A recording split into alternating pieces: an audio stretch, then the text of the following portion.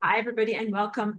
I'm Aurora. This is Lessons for Full Spectrum Humans. Today is August 21st, 2024. And as I was just saying to everyone in preparation for the recording, this is going to be a weird class because you guys are used to me at this point having a series of unmentionables, this stuff and this stuff, and really pretty much the whole agenda that supports that and the technologies that support that. But I want to be able to talk with you about it and also like remain here on this particular platform for digital sharing. Today's class is, if you look at my notes that I sent out in either the email to the class or the PDF that's in the Dropbox file that I always keep in the description of these videos on YouTube. It's level 2, lesson 15, and the official title of this class is Cancer as an Interdimensional Visitor. But I have to tell you that YouTube has taken down some of my videos in the past for medical misinformation. And so today's class will not be about that topic. Today's class will instead be about crabs. All right? Crabs. Not the other word that I said, but crabs. I'm sure that you comprehend exactly what I'm talking about. So as I pull up my notes in today's class about crabs, and we'll have a lot of fun, I'm sure, with my various allegories, but it's also kind of a literalism. The origins of this particular bad disease as a thought program, a belief system, and an energetic program, a perturbation or a disturbance that affects both the chakras and the energy field around the body. It's also a spiritual and emotional program. It is caused by and affected by the emotional tone of daily life, and it's also a genetic program. Now, wait, before I go any further with my notes, everything that I wrote about, oh, thank you, Allison is really enjoying my poetic allegory for today. Yes. Um, okay, so everything that I wrote about from 10 years ago about getting crabs is very accurate and apt. And I'm very careful in the notes to say clearly, like, simply because a person has guilt or shame or heavy emotional feelings does not necessarily mean that they will come down with a bad case of the crabs, but that is usually an emotional entry point into which this particular entity comes into a person's energy field and then begins to cause changes and diseases in the body. But before I even get into that, I want to say that if the crabs were bad 10 years ago, the crabs are really bad now. And that if anybody in their family has them or personally has them, I mean, I think this is something, and I'm sorry to have to be so silly in calling it crabs, but this is just to be able to speak openly about this because I don't want anyone to think that I am mocking or making light of what's really a terrible amount of suffering. Almost every single one of us has people in our lives that either had it or have had it or died from it, or pets that died from it, or maybe someone who's struggling through it right now. So I really openly acknowledge the deep emotional turmoil that the crabs cause. And I have actually a couple of friends from 10 years ago when I lived in Woodstock, New York, who were all in their 30s and got a bad case of crabs and died rather quickly. And it was very sad and destabilizing for our community. And that was back then. What has changed in our world that makes the crabs so much more virulent and fast right now is this stuff and this stuff. Basically, the subcutaneous concoctions that were placed into humanity exacerbate crabs. We call them fast crabs and intense crabs, devastating crabs. So this is all very, very sad and just distressing is really the word. Sad is more of like a lugubrious, slow down type of emotion, but this is distressing where it's kind of like, no, no, no, no, no, no, this is not okay. So first of all, I'm going to acknowledge how very distressing this is. I want to speak about this as an origin point. It's not merely a biochemical imbalance. It is really an invader entity. And that invader entity is a perfect parallel and direct allegory for this stuff as invader entity. That stuff that we've been dealing with from 10 years and earlier is very much parallel and related to this stuff. So it's not by accident at all that this stuff has been giving people fast crabs. All right.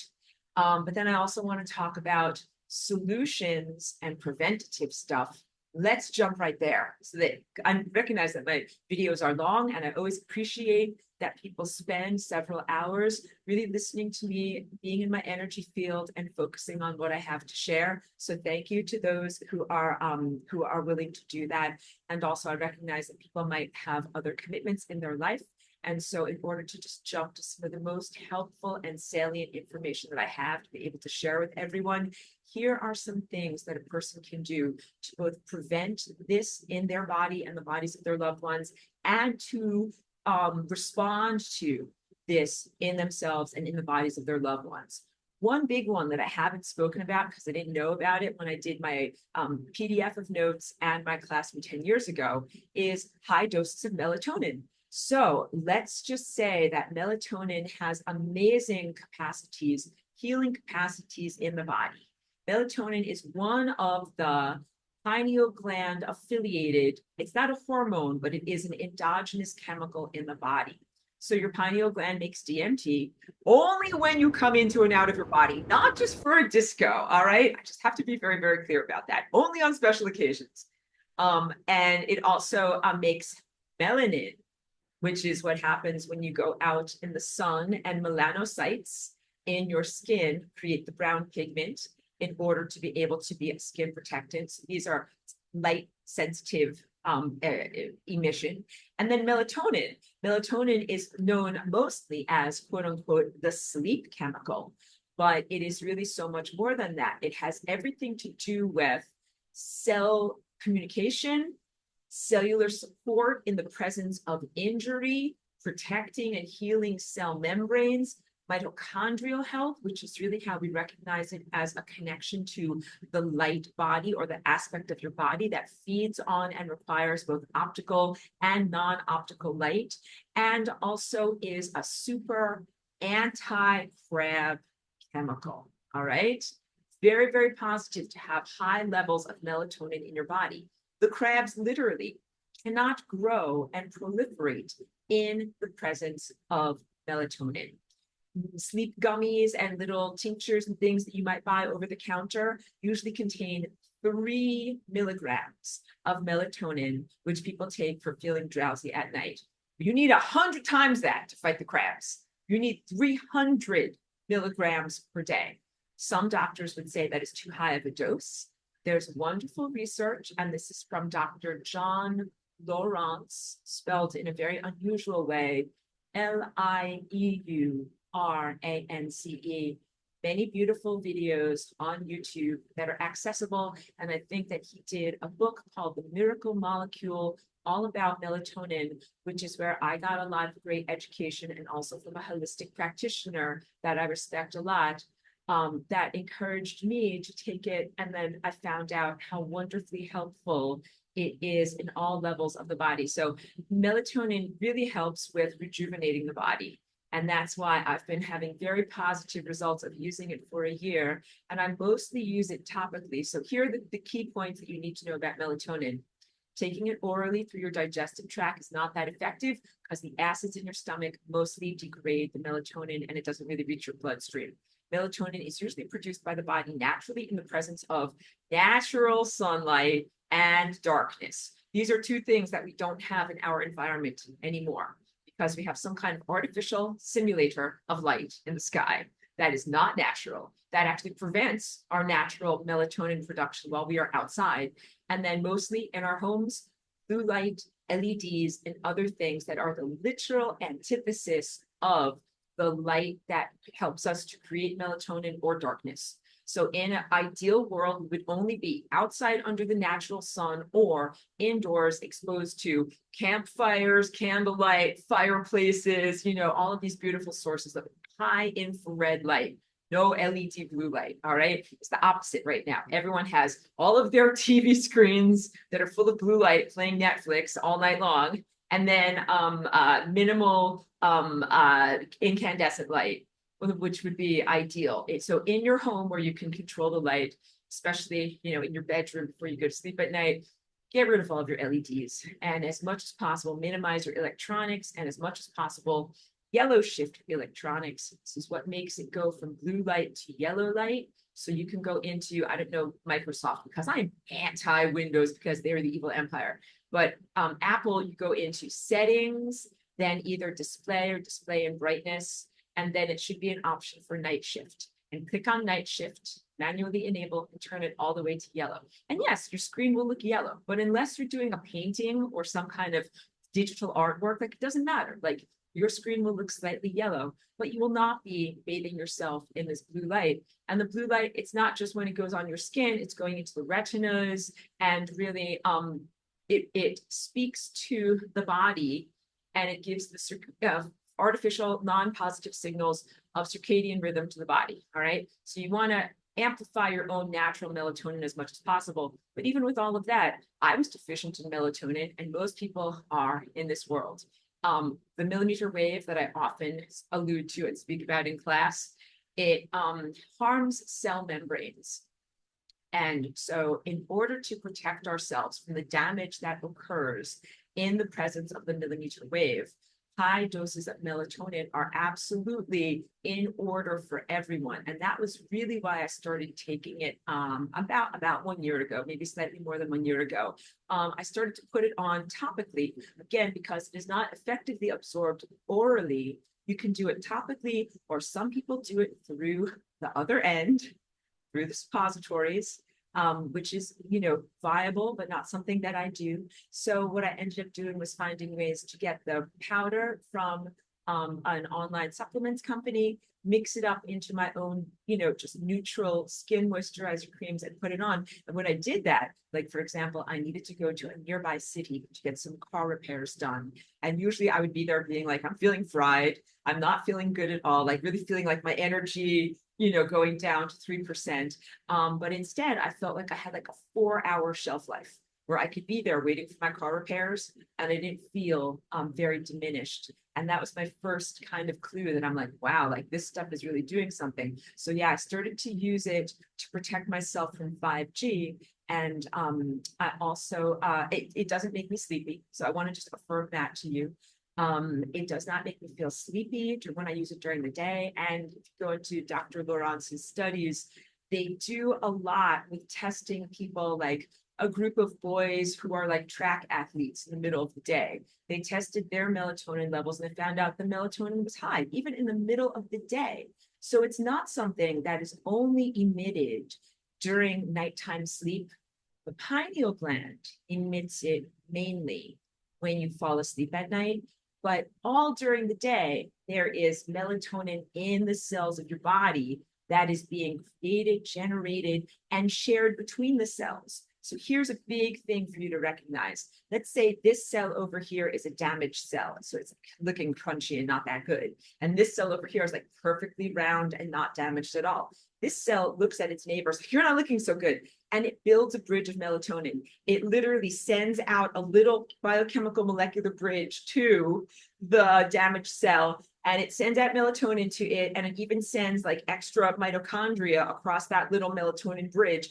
And what it does is it helps to heal the cell membrane, and it helps to heal the mitochondrial membranes that are inside of that cell, and even the nuclear membrane. So you can comprehend now that melatonin has a huge bioprotective quality in your body. So it is anti-crabs, but it is also very, very much pro-life, pro-vitality. And since I started to use it, I do lots of exercise all the time, dance and different bodybuilding and things like that. And sometimes I do exercise and I expect like, oh, like I'm going to be feeling sore after all of that. But I put on topical melatonin and I do not feel sore. So if you're a person who's into fitness and wellness and athleticism, it also can really be great for that, for self-care. So my going to sleep I don't want to say ritual, like my habit before I go to sleep at night is in my bedroom, no LED lights, right? And put on a nice Himalayan salt lamp with incandescent bulb in there. And then I also put on my chicken light, which is kind of like an infrared light next to my bed. And I put melatonin on my body before I go to bed at night. And all of this is super positive for mitochondrial health and cultivating the body's circadian rhythm. All right. So if you or a person in your life has crabs, you will need to take at least 300 milligrams of the melatonin per day. And you might want to explore the suppository method, especially if any of the crabs are focused on the internal organs. Because I have found the melatonin doesn't really move that far, like doesn't really migrate that far. Although it does go into the bloodstream, I think that just like my body just doesn't transport it that far. So I would say like whatever body part there is an ailment with crabs, you should apply it as close to that afflicted body part as you possibly can. And 300 milligrams, I think, is like not that much. I think you could easily do 600 milligrams, maybe a dose in the day and a dose at night before you go to bed. Again, it doesn't make me feel tired or sleepy at all. But I just find it to be very, very good stuff. I'm sorry that my words didn't even really say what my brain wants to say, because I'm kind of like, I'm really aware. I don't want to say the wrong things in this video and have a problem with my ability to express myself on this platform. So just be mind. I'm being super mindful here in everything that I'm saying. But just big encouragement. What would be the drawbacks? Why not take melatonin? It's not that expensive or costly. I think it might be difficult to find or access in certain countries, but I think it's certainly available in the United States pretty easily. You will not become addicted or habituated to it. It's not like taking a thyroid hormone replacement or even estrogen or testosterone replacements. Your body will continue to create your natural melatonin, and if you stopped taking melatonin, your body would certainly continue and generate it, but it's just in the current environment. So this is what I just gave you like a very, very 17-minute long diatribe about melatonin, but here's the whole point. We are in a circumstance now that's not the same as what we were in 10 years ago. Even having friends who had crabs in Woodstock, in that time, we didn't have as much blue light in our environment. We weren't as much engaged with computers and technologies, and we definitely did not have so much of an infestation of this stuff. So I want you to know that this stuff is really, it causes a lot of death, and it is intending and it is created to cause death and to cause disease and to harm the population, and also to like greatly diminish each person's divine connection. So of course, divine connection is one of the greatest things that you can use to fight against the crabs. Being in joy, being connected to the true God, the true abstract God of our world, life force energy. I'll get more into this when I get into the formal notes.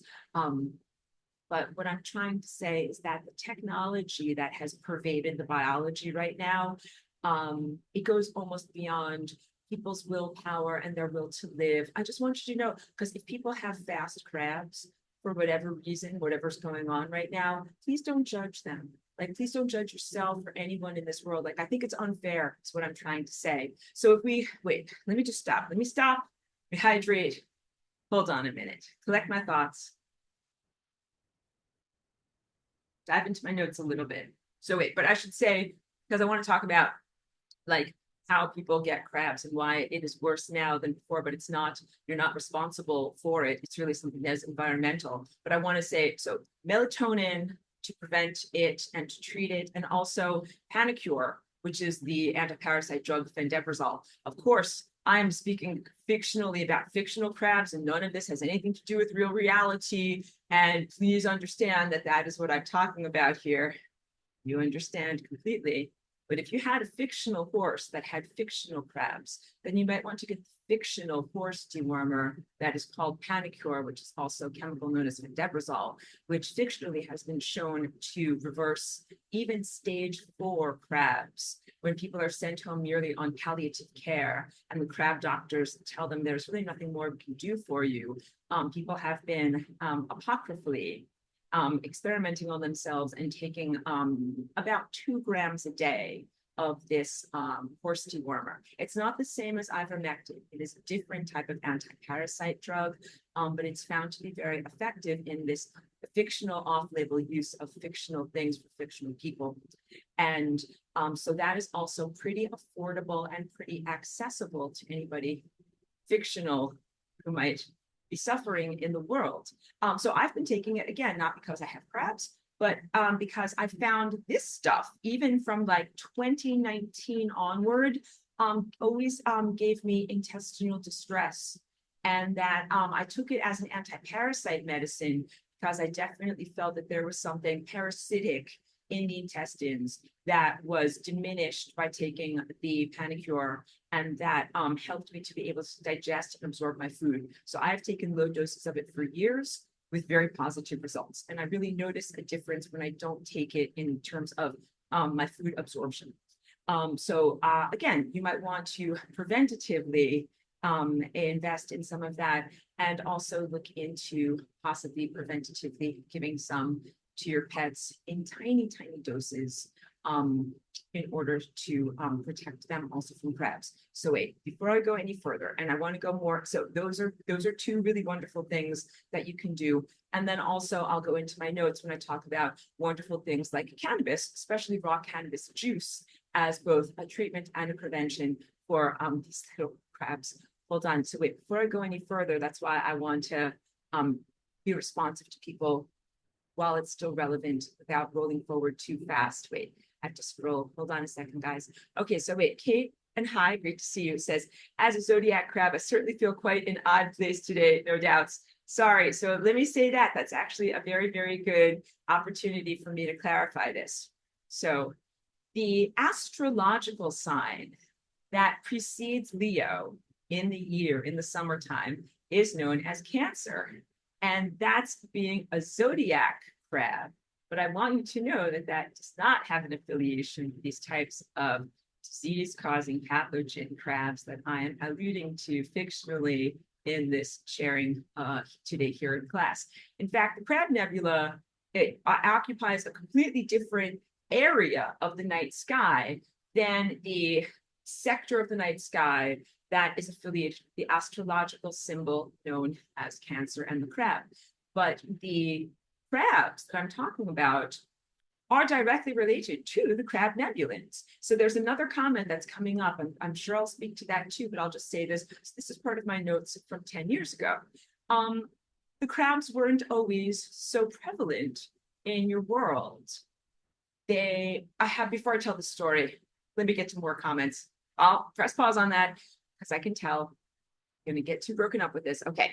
Art says, hi, Aurora. Can you suggest good brands for melatonin and a safe lotion to use to apply it? So Allison's got a suggestion here from a place that she enjoys. I haven't tried that one, but I have tried from bulksupplements.com, and I have had good, consistent results with that company, both in their pricing and ordering from them. So that's what I would say. And if anybody who's here checks that out in the chat, Allison suggests that one.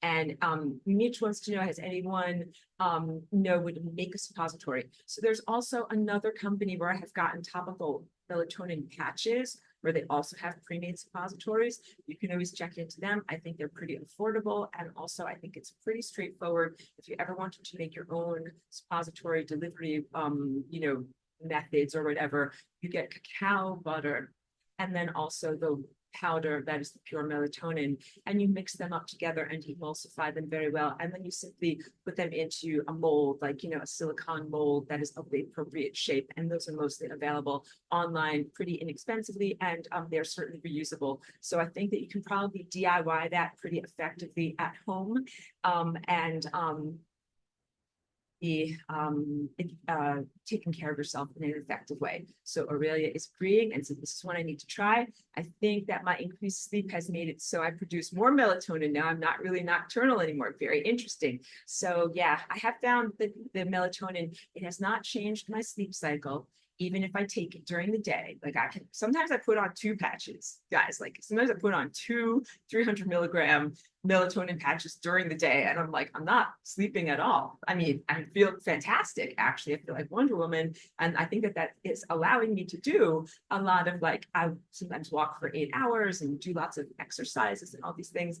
I think it's amazing stuff. Allison says, can you share where you get the bulk melatonin? Yeah. So for me, it's bulksupplements.com.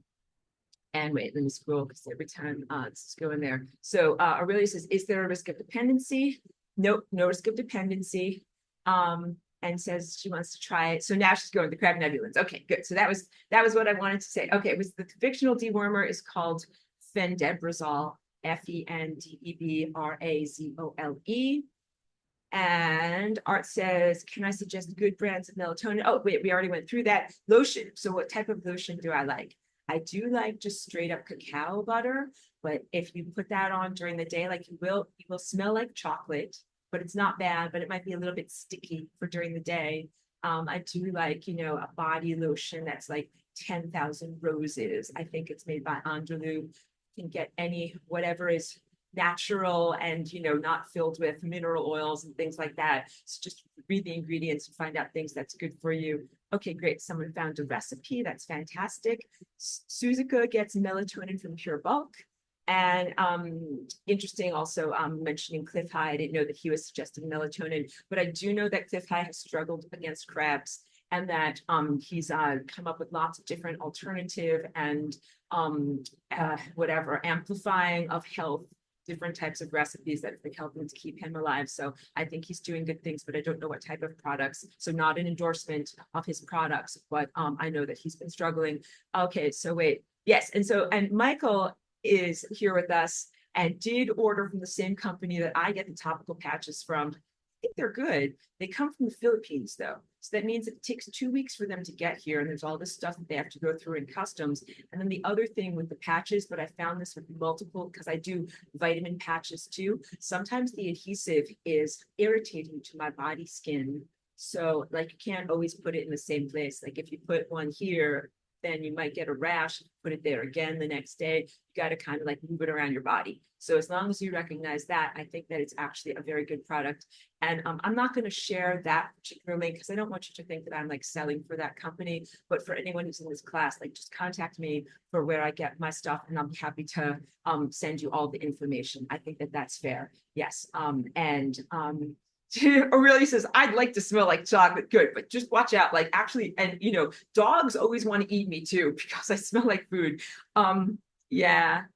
Oh, okay. So no, Suzuka says that Cliff advises against melatonin, but he sells a sleep aid. Okay, but he did take the fictional, he fictionally took the fictional medicine that begins with F. I know. Yes. Okay. So, but whatever. So, wish positive blessings on Cliff that he has good health and everything, and it's fine for whatever people are and aren't taking. I take melatonin, and I think that it's wonderful, good stuff, and I think that it has helped to protect me against 5G immensely. Okay. Let's talk about what happened in 1054. This is AD, right? Whatever. A very long time ago, there was a giant explosion that happened in the sky that was visible on Earth. It was incredibly bright because they didn't really have telescopes to be able to observe things with optical light effectively from the ground at that point. And it was recognized that there was something that was called nebula. So there's two different types of nebulae in astronomy. There's a planetary nebula, which is the precursor to an actual star. That's where it's just a collection of disorganized dust and gases. But then there's the type of nebula that happens at the end of a star's life. So stars have a lifespan in this world of mortality. The nebula that is like the preconception star, and then the nebula that is like the death explosion, or we could call it evolution, but the end of life, end of existence of that stage of its life existence of a star. And it doesn't happen for every star. It happens under very specific circumstances. And the key point here is that it happens almost instantaneously. It might be something that unfolds in a matter of seconds, where you have a star that is viable, emitting its optical light and different levels of radiation, and then you might have a nearby planet. And then all of a sudden, that star does this thing where it kind of like collapses in on itself, pushes together, and then kapow, explodes outward or expands incredibly suddenly in a huge expansion of heat, light, and radiation. And remember, that planet was kind of over here at my shoulder level. The planet, the sun, the star rather. Sorry, get my words together. The star, as it explodes into that supernova, it goes like this, even out my arms as long as the entire room. So it can engulf a planet, even a planet that has life, And definitely there would not be an opportunity for the citizens or inhabitants of that planet to even really have a cognitive notion of what had happened to them, because it would incinerate them instantaneously. So this is the type of instant death transition where a consciousness does not have an opportunity to really have moments of self-reflection. Like if you are dying of a disease, or if you are slowly heading over a cliff, like in a car or something like that, you have moments of reflection where you're like, it appears that my life has come to an end. And maybe your life flashes before your eyes, or whatever, you have your personal experience where you're like, I think I'm going to die now. But when this amazing energy expansion happens, the people, or I should say not people, the organisms or inhabitants of that planet might not even have those moments of self-reflection to comprehend that their lives are at an end. And also, dying in that way means that they instantaneously change state. They don't go from like a solid to a liquid to a gas to a plasma. They just go vaporized directly from solid to plasma. So again, I hope that I never sound indelicate when I'm speaking about these things or referring to them blithely. But this is very similar to what happened in Earth's history with the incendiary devices that were dropped over Hiroshima and Nagasaki, Japan, in World War II.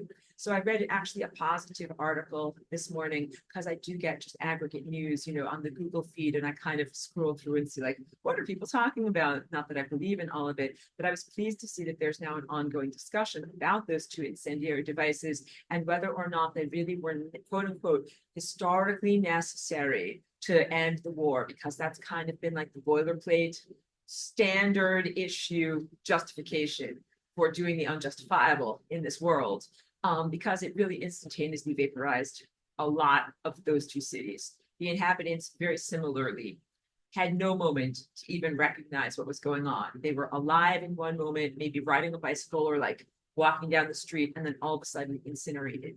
And this does something to a person's soul, is what I'm trying to say. That's not positive. And this form of instantaneous death for the incendiary devices that happened in Hiroshima, that was technologically based. For what happened in the Crab Nebula, this is a natural occurrence. It's not a form of technology that created it. But in both cases, the unrestful souls or consciousnesses of those who were instantaneously incinerated have been utilized as ballast in the astral realm or the afterlife realm by satanic forces. So here's what happened in the Crab Nebula. This particular planet had life on it. It was incinerated instantaneously in the expansion of the star's energy field. But instead of those organisms facing their life review, releasing themselves, moving onward in their journey, they have been held in a type of stasis that is technologically created, that was offered to them by a group of satanic space races. That was like, look, like you're dead, but you don't have to be really dead. You can be kind of held aloft, much like we talk about like the Pooties, those pesky occupiers of the interstices, in an interim between being alive and being truly dead by feeding off of the living. All right. So the Pooties by far predate the Crab Nebulans. The Pooties are much more ancient, and they've been a part of the invasion of Earth's chakra system that goes back really a very, very long amount of time, but certainly more than a mere 1,000 or so years. But the same type of beings, I hesitate to use the word beings because they're actually non-beings, but the same organisms or whatever, creatures is a better word, the same creatures that utilize technology to create smear on time. I want to say the smear on time's underwear. It's getting very bad. I should not say this. Skid marks. No, I cannot say that. The residual consciousnesses that are on the chakras, interstices, hovering between life and death, that we know as demons. and demonic, satanic consciousnesses. They are unresolved emotional detritus and debris and fragmented consciousnesses. Have been causing a huge amount of suffering. But this is now, I'm getting super, super silly. If you like the pooties, you'll love the crab nebulans. I'm being very silly. All right, I got to get serious. The very same worldview of exploitation and utilization of technology to both hijack and exploit consciousness and biological energy, and also to diminish and destroy biological and consciousness-based energy is at play with both the pooties on the interstices and the crab nebulans. Same type of technology that basically involves drawing misery off of the living in order to keep them in a semi-existent limbo-like state.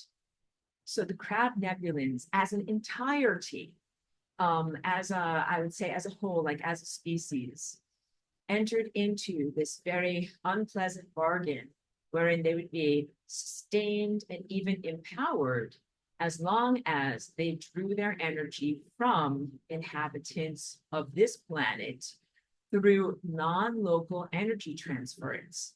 So when I say that the crabs are a disease that is like a pathological interdimensional invader, it works through higher dimensions.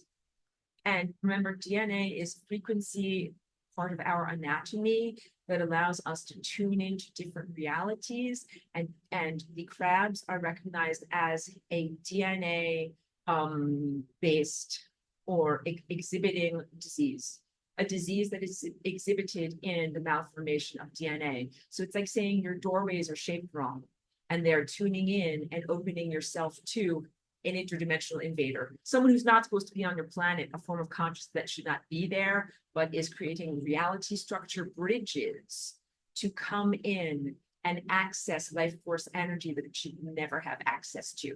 So this is not to say that the crab nebulans built tiny spaceships and flew to the planet Earth and then sprinkled themselves down. You ate them in breakfast cereal and then became, sicker or something like that. That is not what happened.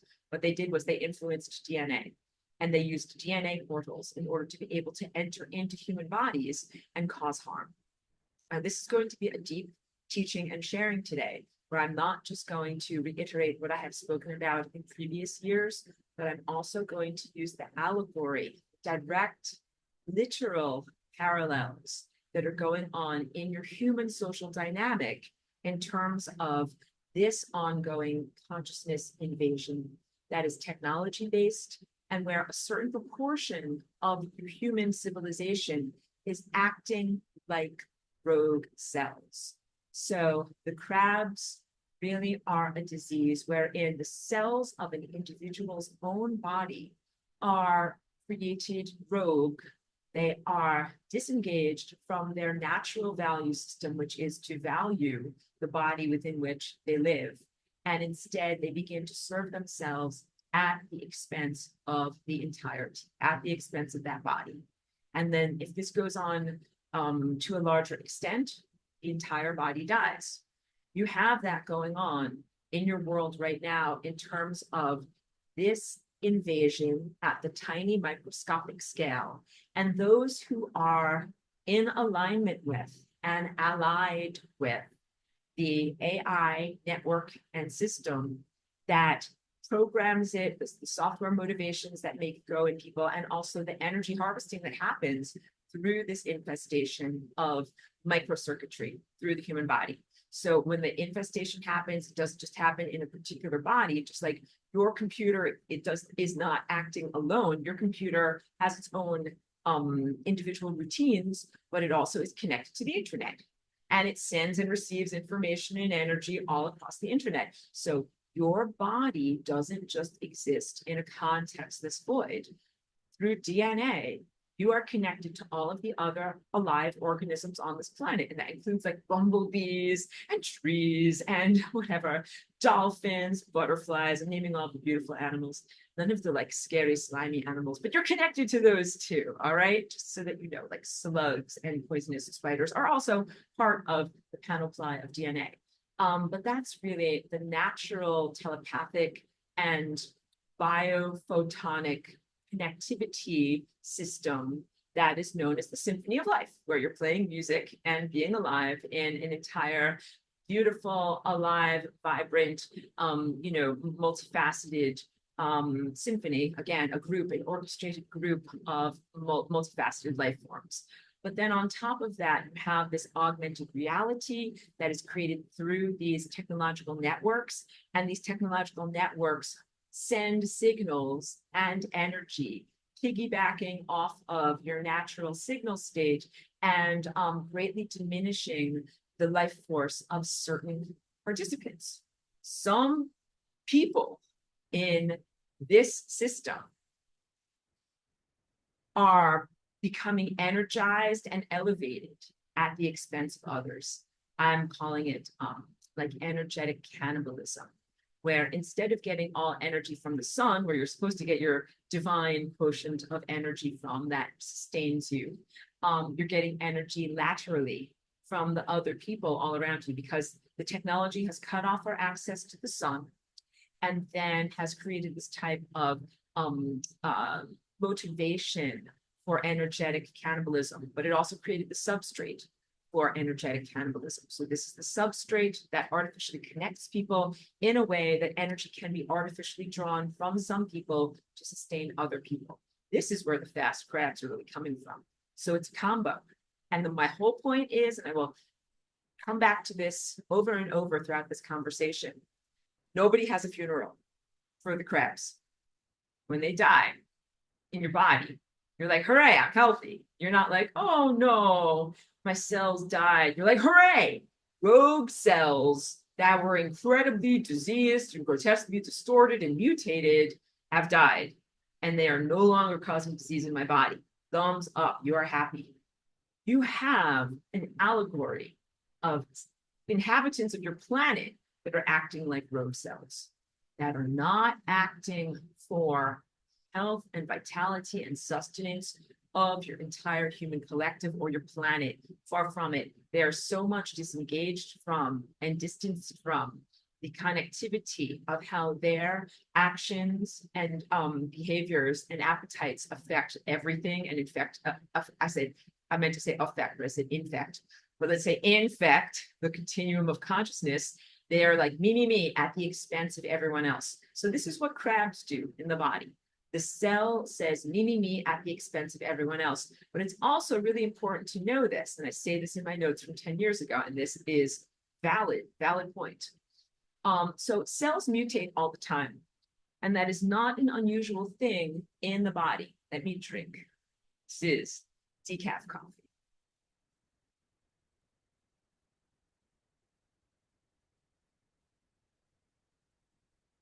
What is the process of cellular propagation like?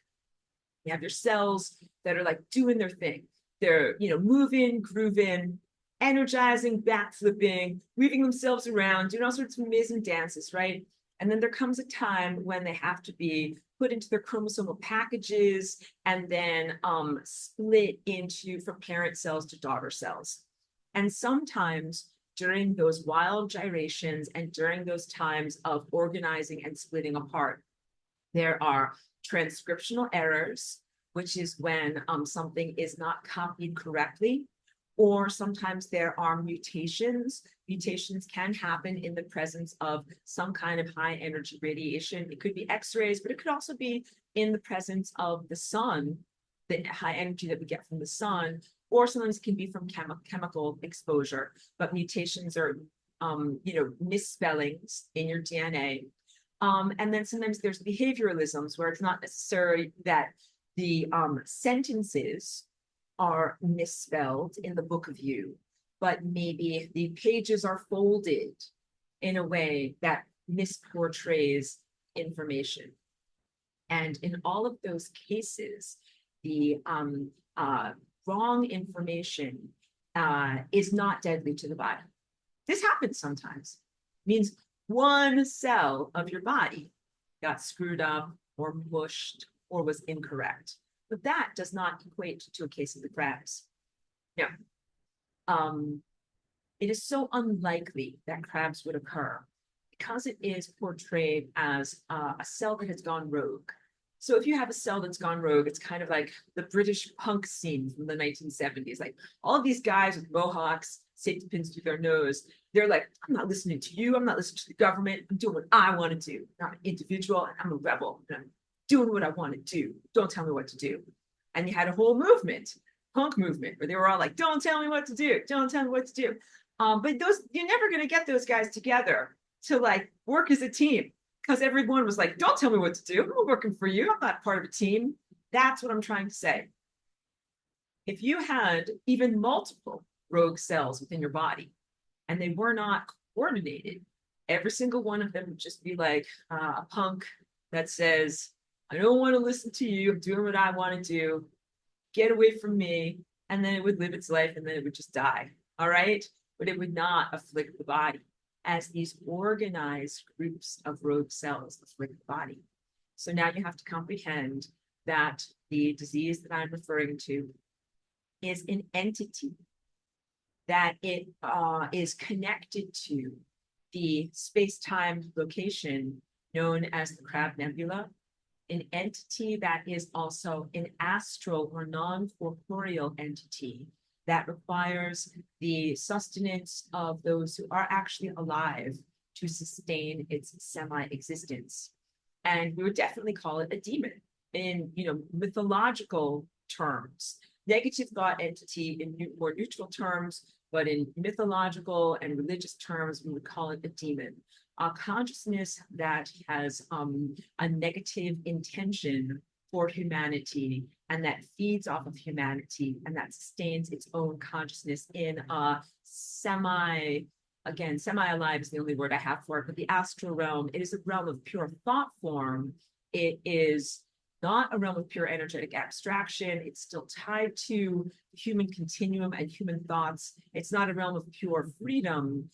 So it's like it's the lower astral, like a very sludgy miasma, a realm of confusion. It's a realm of the dead. It's the realm of the afterlife. And I also call it the lint trap, like in your dryer, your home washer dryer, the lint trap. It catches debris and it is supposed to catch consciousness debris and prevent that debris from moving into the more rarefied levels of consciousness expression in cosmic infrastructure. All right. So stuff gets stuck there because it's not good stuff. But in this case, the entity that is stuck there is using energy of misery that it is farming off of humanity in order to furnish its lifestyle and to have a pretty cushy existence there. And so now let's get into this crabs infestation that people experience. Used to be very rare, used to be super duper rare.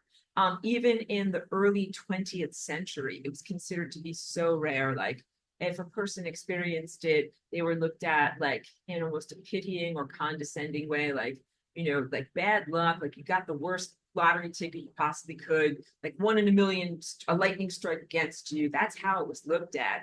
And then with the introduction of more chemicals in the natural, in your day-to-day life, that post-World War II, and especially into the 1970s, ordinary chemical exposure became exponentially amplified. It's something that was very intentional post-World War II. It's not just that the food supply was depleted. It's not just that the soil was depleted, but more chemical additives were placed into food. More pesticide residues were on food as a result of these new farming techniques. And then there's a whole very malevolent aspect of food creation known as food science, which is the invention of junk food, where food scientists study what chemicals can be added to food to help to sell a product by making it irresistible and less you can't resist it through your willpower. So that's the invention of Doritos or Twinkies.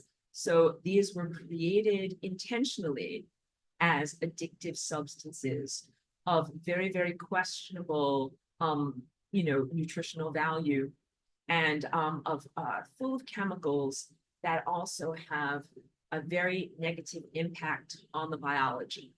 But all of this was part of the overarching changes in the world.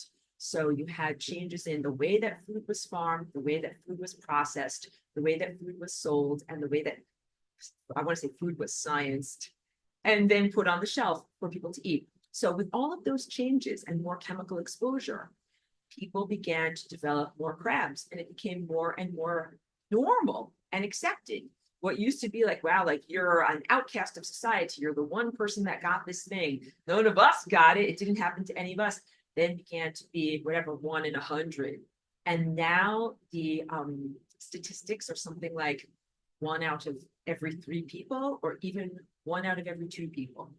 And that's a wild, crazy amount of statistics of intensity of suffering.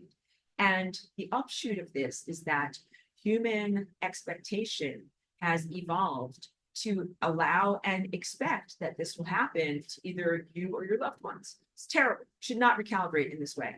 So it should not be normalized, although it has been normalized in our world. I didn't even get into birth control, which has been female birth control, hormonal female birth control, which recently has been overtly stated to be carcinogenic by even the medical science community. And human female hormonal-based birth control really began to be accessible and popularized in the late 1960s. And this is also when many, many, many more cancer rates went up higher.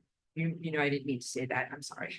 But you understand. I think that actually is a viable statistic that hopefully will not get me in trouble for saying that. So wait. Back to Melly, and good to see you. Thank you for being here. Says the crabs are using a form of interdimensional epigenetics. Yes, yes, yes. Thank you. Beautiful synopsis of all that I said. And Pedro, thank you for being here. Says, when rectifying, is there a place, a time, or a non-being we should target first to fix the causes first and not the effects? So it's a very, very good way of thinking of it. I would say that whenever you're dealing with a case of crabs, there's the person here in this moment now, then there's everything telescoping back to the original energy that is kind of beaming into them. So you would want to take care of that whole entire, let's call it a beam or a cone of causality, like all of the previous layers of existence and all the other ways that genetics are carrying signals across vast levels of time to the present person who is suffering. So I think that you should have a multi-tiered approach where you're taking care of the present person who is suffering, but also everything that led up to them, because this is also like a very low level use of the empowerment of knowing about time. So they're not really empowered. Like, I really know about time. I really know about its complexities, causality factors, how it should and shouldn't be folded, how things come into being, how things influence one another. The crabs and their masters really don't really know that much about time. They just know enough about it to really F it up. So they are using low levels of technology, which we might also describe as dark magic, to be able to manipulate time structures. So what you just know that when there's a case of crabs, it actually relates to larger causality structures. And yes, you should be sending to entropy everything, entropizing everything that led up to that profusion of crabs in this moment. So I hope that through all of my tortured language, I hope you're able to get the actual answer there. Melly says, what do you think of the purpose of the medical industry's intention with genetic testing for hereditary crabs? I understand the power of suggestion for manifestation. That's where I'm going because that's my notes. But why do you think there is such an obsession with it now? Besides the fact that it's big money, what do the Pooties acquire from such a rampant manifestation of crabs in the human population? So first of all, thank you for your question, because it's a very well thought out question.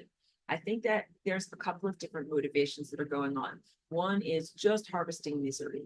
Like when you look at the satanic world, the demonic world, and the world of crabs and the crab nebulins, what they are really doing is, here we go, they are harvesting misery. And the crabs are a very, very effective tool for harvesting and creating misery, because it's not just the destabilization of one life, but it's really a person's whole entire family and often their finances. So basic, because you guys can imagine, you probably have people in your lives that are, it's like, it's expensive, it takes people out of work, there's all of the stress that they're experiencing, perhaps they die from it, or perhaps that they, live, but in diminished state, and all of that takes them away from life and takes them away from, it reduces quality of life. Very, very much. So it's not just killing someone, it is a reduction in their quality of life. And, if you're a demonic consciousness, that's what you want. So in terms of battlefield motivations, if you're on a battlefield, one wartime motivation is just to kill your enemy, and you kill them once, and then, the other team loses a player. But when you just wound an enemy, then they have to pick them up, fix them up, and it causes a lot more. Let's take a break from talking about all that stuff. Clear all that stuff out. We need to have Cheeky. Cheeky's here. Cheeky's like, let's talk about something that's more fun, and let's have some fun. I know this is a dark conversation. We definitely, whenever I watch something scary, and I hardly ever watch scary things on TV, but if I watch something that's scary, I'm like, I need to hug Cheeky. I feel like very scared. Watching that show Dabs and need to hug Cheeky. It's like, the CIA guy scares me. I need some hugs. Good job. Everybody loves you, Cheeky. I want you to know you're beloved. It's like 10,000 degrees outside today, so Cheeky's very bored. But her dog bed is set up right in front of the AC. She is Princess Cheeky. She is keeping cool, so don't worry about Cheeky. But her only difficulty in the hot weather is boredom and weight gain, because we're not really getting as much exercise as we need to. And we're probably about to have a snack. So let's give Cheeky some positive caloric intake. Give me a second. Thank you for pausing for us. Hold on, everyone. Pause for the pause. Yes, so to reaffirm, there is the bounty of negative emotional energy that can be harvested from people that have the disease and from the disruption to their finances and to their family.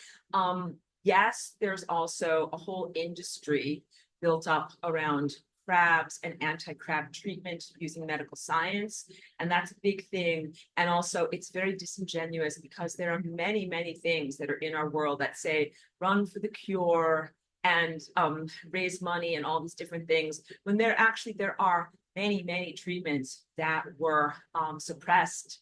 Information about them was diminished, and you are not allowed to speak about them or to access those products because it threatens the established medical science crab industry.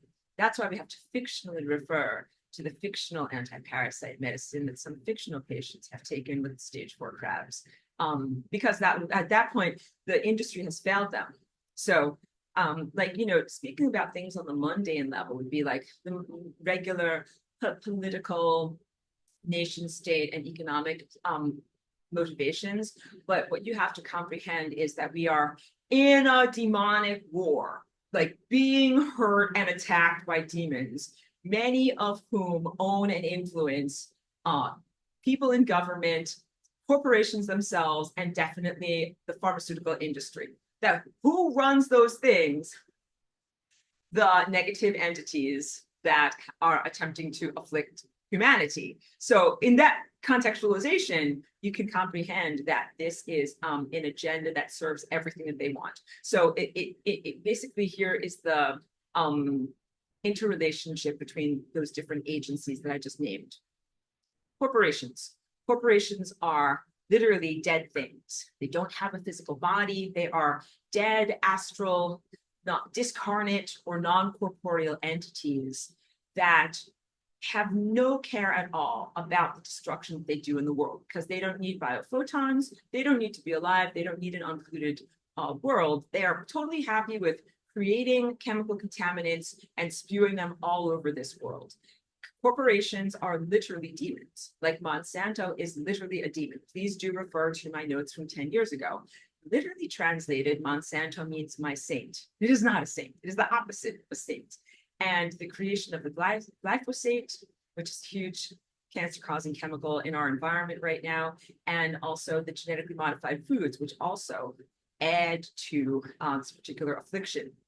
What's really devastating about glyphosate is that it is water soluble and it is taken up in the rain and then it is put into the groundwater. So it's not the type of thing where it's just a chemical and then water evaporates and is purified and then goes and sprinkles down on another town and you don't have a problem with it. If a farmer over here sprays glyphosate, and then it comes up in the rain into the clouds and then comes over here and then sprinkles down on this town, it means that these very, very zero values and farmers with zero integrity and zero values are poisoning the entire environment. That is very, very wrong and very demonic. And I will call them out on that.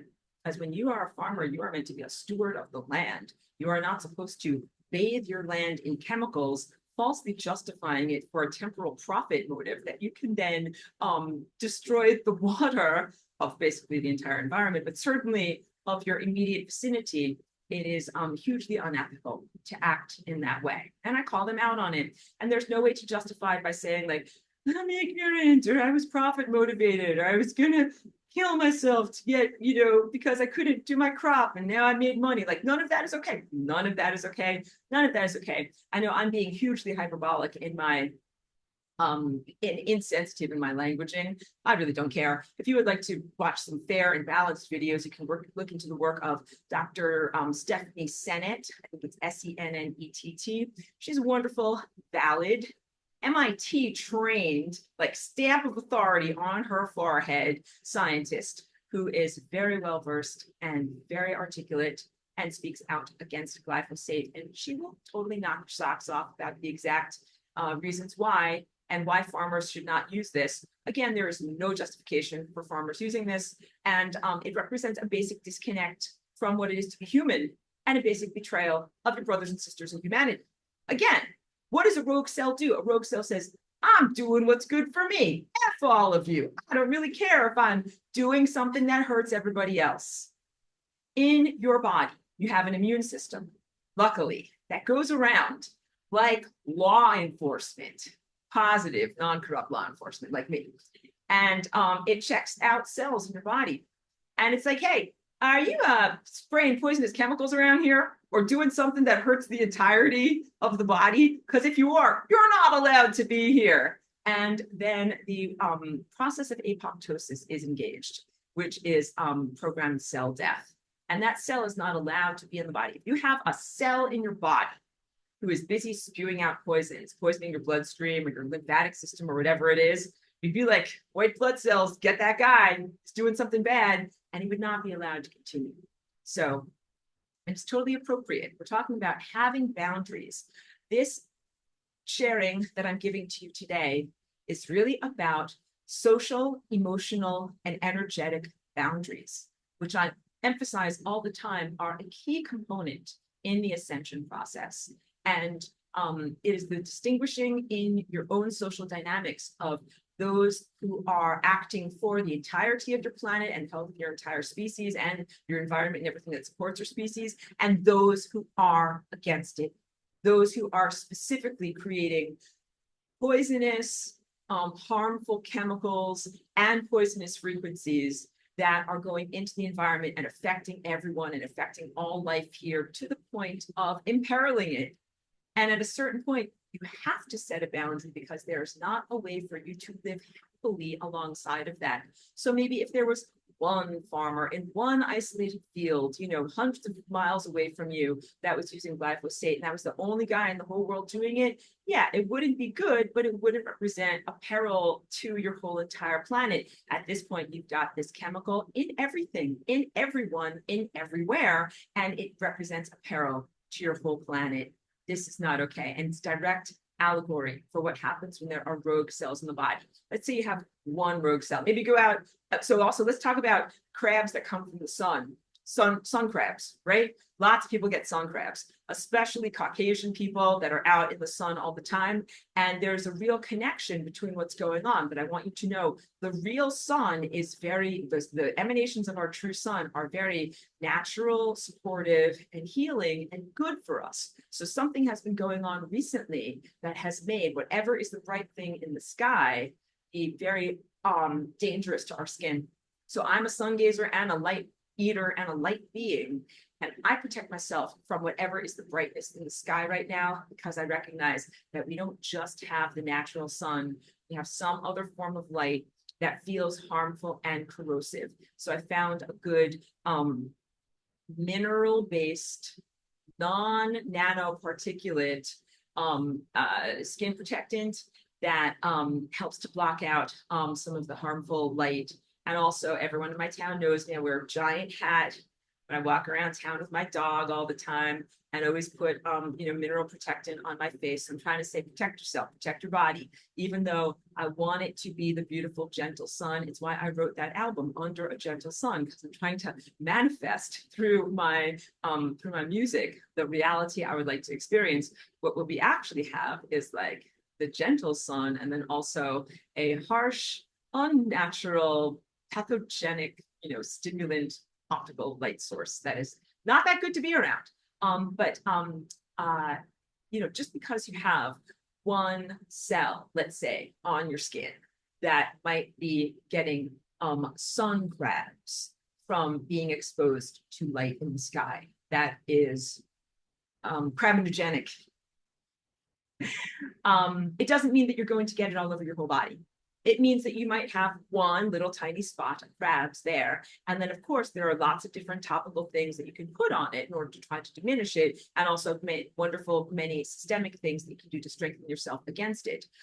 It's the profusion of it. And if you let it go, and if it gets bigger and bigger and bigger, then it can threaten your life. So this is what I'm trying to say. One cell on your body would be the equivalent of one guy farming with glyphosate. It wouldn't destroy your whole entire planet. But let's say if you have many freckles across your whole entire body, and they're all questionable, and they're all sun crabs from artificial light sources and unhealthy stimulation of those genetic quotients in your cells, then it could threaten your whole entire life. Okay, so that's it. The magnitude is a big part of this, but we have to make certain that it is preventing it and keeping the magnitude from growing too large. Yeah, so unfortunately, glyphosate has already pervaded the whole entire ecosystem. Like, you're going to have to develop kind of supernatural and magical ways of clearing that out of the water supply, which will be, somebody's wonderful contribution to society. We will survive this. We will move beyond this incredibly demonically infested time. Then don't be sad, but there will be a huge cleanup where you're going to have to be like, wow, this place is trashed. Like, you're going to get the demons out. You're going to kick them out. And then you're going to recognize they just had a big, giant, corrosive house party on your planet. Maybe they go, wow, like there's a bunch of things. Cesium-137 from Fukushima, which cracked open in 2011 and has been spewing into the Pacific Ocean for a very long amount of time.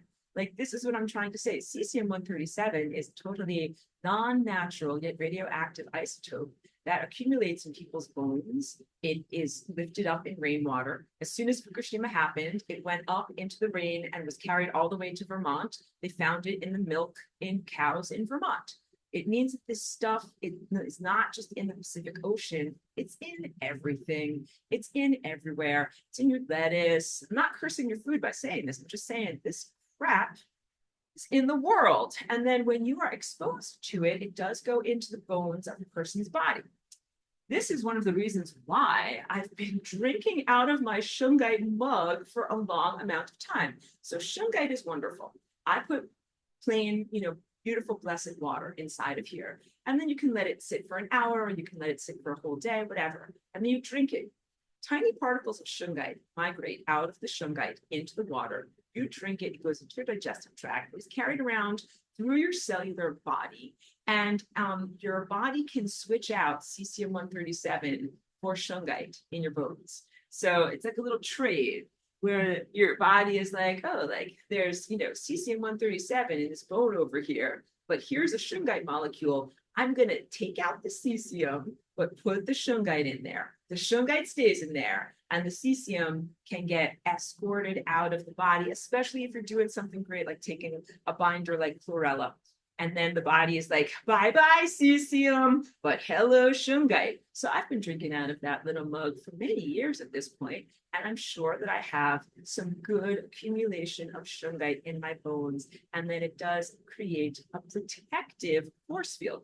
You'll be like this. I want you to be like one of those, Britons from 1970s, like, hey, you like, why do I care about having cesium-137 in my bones? It's because every single tiny little particle of that radioactive isotope sends out waves that are disruptive, that disrupt DNA. So if you have that in your DNA, in your bones, it will be broadcasting disruption waves to your DNA, and it will cause more transcriptional errors, mutations, and breakages. And let's say it will create more portals for the entity, the negative thought entity known as crab man, to come inside of you. So having one rogue cell does not equal having crabs. The crabs work together to create a concerted effort led by this entity, Mr. Crabman, to destroy humans or dogs or cats. Again, we've had many beautiful organisms and pets that we know of that have been destroyed by this. So it's just for you to recognize, because I have to say this, there is an artificial and untruthful contextualization looking at these cells that medical science says they're just rogue cells. Maybe radiation or chemical made that cell start to go awry, and then it just proliferated. That is nonsense crapola. It's not just one cell that just goes crazy and starts to proliferate. It is concerted effort where these cells work in concert, because they don't just proliferate and make more of themselves. They also cut off blood supply to healthy cells, steal energy from healthy cells, reroute blood supply to themselves, and create garbagey, sewery environments wherein they can thrive effectively. And they even create protective protein coatings so that the white blood cells, who are like the cops, can't see them. They create, like imagine like a miasma, a sewage filled level of fluids around them, and also a bunch of other fake chemical signals, so that when the white blood cells are on patrol, they look and they're like, yeah, I can't see anything over there. I don't know that there's a giant cancerous tumor there. Because as soon as white blood cells are like, giant cancerous tumor, let's go arrest that guy. He's a criminal. He's not allowed to be in the body. So that's not just one rogue cell. One rogue cell would be like, okay, now let's take away the British punk allegory and let's just talk criminals. One rogue cell would be like one pickpocket or one whatever evil guy that's stealing from people. But we're talking about a criminal syndicate, mafia. That is what the crabs are. They are not just a regular earthly mafia, they are an interdimensional mafia, a criminal syndicate that has been going through humanity for many decades and generations at this point. And the problem is it's become normalized and accepted, when I don't think that that is healthy. It should not be normalized and accepted. So wait, now let's just do a few more comments. Pedro's correct. He says, I would say they get energy from the suffering. You absolutely are correct. So it's different than, let's say, typhoid. Is there, a king of typhoid out there, some negative thought entity that gets energy from it? Like, I'm sure there is, but it's not the same as the criminal syndicate that is creating this crab disease. So here's a big difference. Typhoid is literally like a type of little, germ-like invader that comes inside the body and causes imbalances. But the crabs are an energetic qualitative shift in the behavior of formerly healthy cells. And this is big when we talk about this stuff, which causes an energetic and behavioral shift in the feeling state and behavior of otherwise healthy people. You're making connections in your brain, and it's making me happy. Thank you for getting it, guys. Totally getting it. The crabs, I have a point that I want to make also about, let me go to more comments. Okay, Aurelia says, I so much advocate and intend for full boundaries, control over one's own electromagnetic biofield cells and DNA. That is big, and thank you for that. And I'll just affirm that that is what we all need to be doing right now as we are going through this amazing process that is its ascension. It's affecting our physical bodies, our energy field, and our emotions and our social presence. So we need to do the boundaries, as you stated, for all of those layers of what we are. And she also says, time to kick out all the rogues. Let's talk about that. Anything nonsensical, anti-life is out, full conscious DNA. Absolutely. So this is big because in our body, what are the cells that we want to have? We want to have cells that act for the health and vitality of the overall body and that take responsibility for what they do. So I want to have cells inside of me that are pro-Aurora cells. They're like, woohoo, we live inside of Aurora. We do flying rainbow lasagna. We go walkies with Cheeky. We have the best life, and we want to keep Aurora alive and healthy so we can all keep doing stuff. And those are cells that have their own particular needs. They're like, I need oxygen, I need glucose. And I'm like, cool, let's send you oxygen and glucose. But then what they do is they act for me. They do what I need them to do. They're like, I'm going to mobilize oxygen. I'm going to do what I need to do with the electron transport chain. They're doing the right things. They're not just simply serving themselves. They serve each other and the collective. That is my body. You guys also want the same thing in your body, and we all want the same thing on this planet. We want inhabitants of this planet, specifically human-shaped inhabitants, who have resource needs, but want to serve the collective. So it's not enough to just say, me. I want to be a billionaire, and I don't care if I pump out a lot of poison in order to get my money. You know who pumps out a lot of poison in order to get money? Elon Musk. This guy is the epitome of being a rogue cell. Got stuff inside of him that makes him do stuff that hurts every other cell on this planet. What are we talking about? The sky poops. The Starlink satellite network that is emitting the millimeter wave. Millimeter wave is a carcinogen. It literally is a negative frequency that tells an untruthful narrative to the cells that it touches upon that encourages them to begin to become rogue cells and to get crabs. This is not a telecommunications network. This is a crabs creation network. And this guy is making it, and he's making money off of it too. He is enriching himself at the expense of all of the other life here, not just humans, because humans aren't the only one who get crabs. Cats and dogs, lots of other mammals get it too. Squirrels in the park, unfortunately. Give me like, Laura, like, can't say we have to get rid of this cell in human society. He owns a lot of companies, affects a lot of life. I'm like, yes, that is exactly what we need to do. To not allow the existence of someone who negatively impacts our whole entire world. So in this case, it's very clear. Like with the case of Monsanto, what you have is a discorporate entity that is called Monsanto, where there's no actual embodiment person. There's just the concept that spews out poisons at the expense of our world. There's glyphosate, produces carcinogen chemicals, and then gains profits as a result. But there's no person, there's no face. There's just the abstraction of Monsanto. But in the case of Starlink satellite, there is an embodiment, arms and legs, face person who is the representative of the consciousness that is doing these things.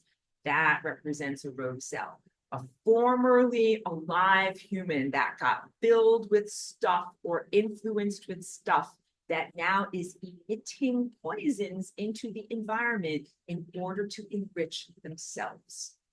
This is not acceptable. So we have to get away from the normalization of this disease of crabs, but we also have to get away from the normalization and celebration of crab-like behavior at the level of finance and business in the human social dynamic. All right. It is not acceptable. This is not just like capitalism. This is death. This is not okay. Capitalism is when you're like, yeah, I want to make whatever, a clothing company. I'm a capitalist. I make a clothing company. I make my dress designs, have my company make them, and then I sell them on the internet. Like, that's good stuff. I'm not killing anybody by making my dresses. We'll get dresses and I get money. Like, that's a good thing to do. It's very, very different than the type of death that is being created through these corporate practices and profit-making practices. And in the end, with a person like Elon Musk, I would say their motivations are not even strictly to make money. I would say there's 10 million different ways that that guy could make a bunch of money. But he is specifically choosing this very anti-life and pro-crab way of making money because he serves a different agenda. Not even just making money, but he serves the master that creates this stuff. The AI, the galactic scale AI, the non-human level of, I wouldn't even call it intelligence, but let's just say semi-organized thought that has been trying to take over the place. Yeah, he could start all sorts of different companies and make money off of it. Has done the work that he does very specifically because it represents suppression of human consciousness and enslavement of humanity. All right. And also the diseases are extra. They want the slaves to be diseased, but the diseases are extra. The main point is that you're being enslaved. Very, very dark stuff. You guys hug a dog. Have a dog. Please hug your dog. Charlie B says, LOL. Demons just had a totally corrosive house party on your planet. So very descriptive. Absolutely. Yes. Yeah. They really trashed the place, empty beer bottles every place, all this bad stuff that is floating around. And then you finally kick them out and you're like, oh, yeah, that was terrible. That was awful. And then you look around and you're like, oh, huge cleanup to do. And it's in your planet, it's in the atmosphere, it's in the water supply, and it's in your own body. So this is big stuff because you have to clean up and preserve and protect your own body, but also you have to clean up the whole environment. So back to my notes from 10 years ago, everything that I wrote about that from 10 years ago is valid, but the whole idea that some people in the healing community bring forward with cancer being connected to emotions and connected to life circumstance, and whether you are fulfilled or whether you have anger issues or unspoken, festering emotions, I think we just need to throw that right down the toilet right now, because I think that the millimeter wave and other forms of technology and things that you are not directly emotionally responsible for are creating crabs in people. And so we can't do an emotional analysis anymore. So it is truthful. Here's what is truthful, okay? Just like in the wild, most wild animals that are healthy don't get fleas. Like if you're a wolf and your energy field is really, really strong, you have this protected energy field around you, and you're like, I'm a wolf. And I run around and I do stuff and I eat rabbits and fleas.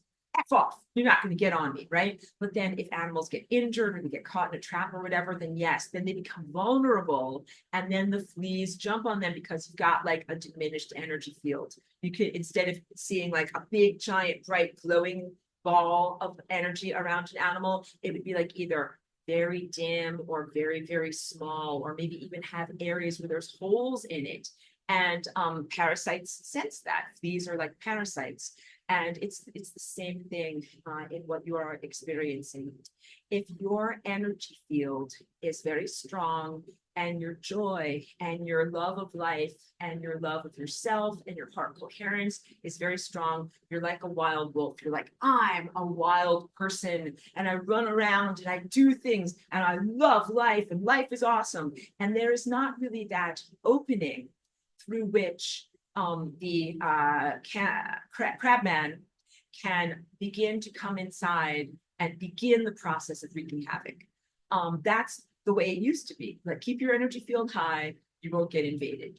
But now it's so difficult because there are so many environmental factors that even when you are super joyous and keeping your energy high and all these different things, that the crabs still are finding entryways in because of chemical and energetic assaults on the human form. it's incredibly difficult right now to maintain yourself and to stay healthy amidst all of these assaults. So if you, this is literally why I do the things that I do in my life, guys, and I would encourage you to do something similar. So I do preventative fictional ingestions of that fictional horse dewormer. And then I also do very real, non-fictional high doses of melatonin, which I think are wonderful. And then I also do, let's talk about cannabis. Cannabis has a neuroprotectant and anti-crab quality in the body. So I originally started with saturating my body with cannabis as a way to treat epilepsy, which is an artifact of the brain damage that killed the previous occupant of this body. And I am now like, I'm in my body, I'm walking and talking, I do everything, but that is after lots and lots of neurological healing to be able to inhabit my body fully and make all the neural connections that I need to make. And for many, many years, I had an area of scar tissue that caused uncontrolled activity in my brain that caused seizures. And so I learned about CBD, which is one aspect of the psychoactive chemicals that are in cannabis, even though purists would say CBD is not psychoactive. I know. But let's say it's not as psychoactive as THC, which is very psychoactive. And you will be whatever on Jupiter playing guitar with Jimi Hendrix, take a lot of THC. CBD is not like that, although it might make some people feel mildly drowsy. But again, doesn't make me feel drowsy. Like I took my CBD this morning and I feel totally great. But it is a positive neuroprotectant in that it diminishes excessive signaling in the body, takes down pain signals, and it also protects the body from your nerves specifically from being damaged. And so that's like damage through oxidation, damage through radiation, damage through chemical exposure. So if people have crabs and they're going through traditional forms of chemotherapy, they can still benefit greatly, even if they haven't been able to prevent the crabs by saturating their body with both THC and CBD, because it protects them from the negative impact of the medical science treatment against crabs, which can destroy nerve fibers and destroy a lot of healthy cells, even while it is destroying unhealthy cells. That's the key thing. So I have many valid criticisms of the anti-crab branch of medical science and of the profiteering and narrow vision there, that it has been reticent to accept and validate that cannabis can be a standalone treatment against crabs, not even adjunct to what is being done with other more corrosive chemicals in the body. Cannabis is a very valid protectant and preventative of the crabs and an effective treatment of the crabs when they happen. So here's how it is effective. So it's just, I'll also just say as an aside, it is just because of social mores, the inconvenience of being able to validate cannabis as a therapeutic substance so that funding can be placed on research that validates what trial and error in people's individual lives has already shown, that this is a medicine that actually works to heal and prevent crabs. But they can't get the funding because of the legal quagmire and labyrinth of things that are not allowed. And the things that are not allowed, 100% invalid. That it all goes back to what happened in World War II and why farming practices changed and why chemicals started to be placed in the soil instead of natural organic farming methods. Like, this is deep stuff in your world. Why did they change the way that they do the food supply, and why did they make this product illegal? This product didn't used to be illegal. CBD actually used to be part of hemp that was farmed all across the United States. I'm in the United States, that's why I know about this country the most. But it used to be the backbone of the economy of this country, even into the 1800s. And farmers grew it as part of the many crops that they grew. And then they used the stalks for fiber. And they also fed the leaves to their animals. It's the key thing. So it went into the milk and the meat and the eggs. And then when people got even just regular, not special organic meat or eggs or milk at the store, it was full of CBD. And all of that helped to prevent inflammation. It was neuroprotectant, and it helped to prevent crabs in people. And then they stopped doing that after World War II, and it was made highly illegal. And basically, the entire population is endocannabinoid deficient as a result, making them prime targets for being lodged with crabs. So this is all part of like a much, much larger concerted effort and agenda. None of this happened in a contextless void. All of this happened in concert with many, many forces of darkness. So you guys know all about this. Some people are so well versed all about what they call Rockefeller medicine. Just please know, like the Rockefeller medicine was directly related to changing farming practices and making cannabis illegal. So all of that, put it aside. Put aside the social dynamics of it. Let's talk about the biomechanics of it. Cannabis doesn't just go to your brain. It doesn't just affect your central nervous system. Every single cell membrane of your body has receptors that are both for CBD and THC. There's CB1 and CB2 receptors, like a place where a key goes in a lock, and then it is able to change cell metabolism based upon that. And when a cell is scrunched up, when a cell has crabs or a cell is malformed in some way, the cannabis, CBD and THC, goes to that particular cell, and through its activity on the cell membrane is able to activate the process known as apoptosis. Apoptosis is programmed cell death. It is like taking apart or dismantling a tent, like for camping. A tent has a structure, and your cells have a structure that is made out of microtubulin. So this is also not something that happens by accident. Much like launching an ICBM, there's a whole procedure that must be experienced in order for apoptosis to really happen. So let's say apoptosis is like pressing the big red self-destruct button, but you don't just want to press that accidentally, like with your elbow while you're reaching to get your cup of coffee. So it literally takes various different validation chains and cascades for the cell to receive the signal that says, press the big red button, it is time for you to self-destruct. And so this is also part of the immune system and white blood cells. So the white blood cells don't just see like, oh, look, like here's a crunchy cell, like I'm going to come on over and I'm just going to go and eat it. First is apoptosis, which is the self-reflection of the cell starting to comprehend like, I am not shaped right. I am not doing the right thing. I'm definitely not supposed to be here. And then the cell goes to entropy. All right. So this is big because it also relates to the people in your world who are infested with this stuff and who are not acting correctly. But I don't want you to think that you have to laboriously tell them a bedtime story and make sure that you get all these authorizations for like making sure that you're allowed to tell them that they're acting like a rogue cell and they can't be in your world. So don't make that cognitive leap. But just understand this: the cell has a trajectory of consciousness, as it is a self-aware being, where it it has been acting badly to the point of becoming grotesquely distorted and creating a lot of metabolic poisons in the body. You don't get this call for apoptosis randomly. It doesn't go to healthy cells. It only goes to cells that are spewing out poison into the body. And then there's the whole procedure where it's like not doing the right thing. Everybody agrees you need to self-destruct, and it acts. So there's enzymatic and metabolic pathways that must be energized in order for this process to happen. It doesn't happen accidentally. And the whole point is it's selective.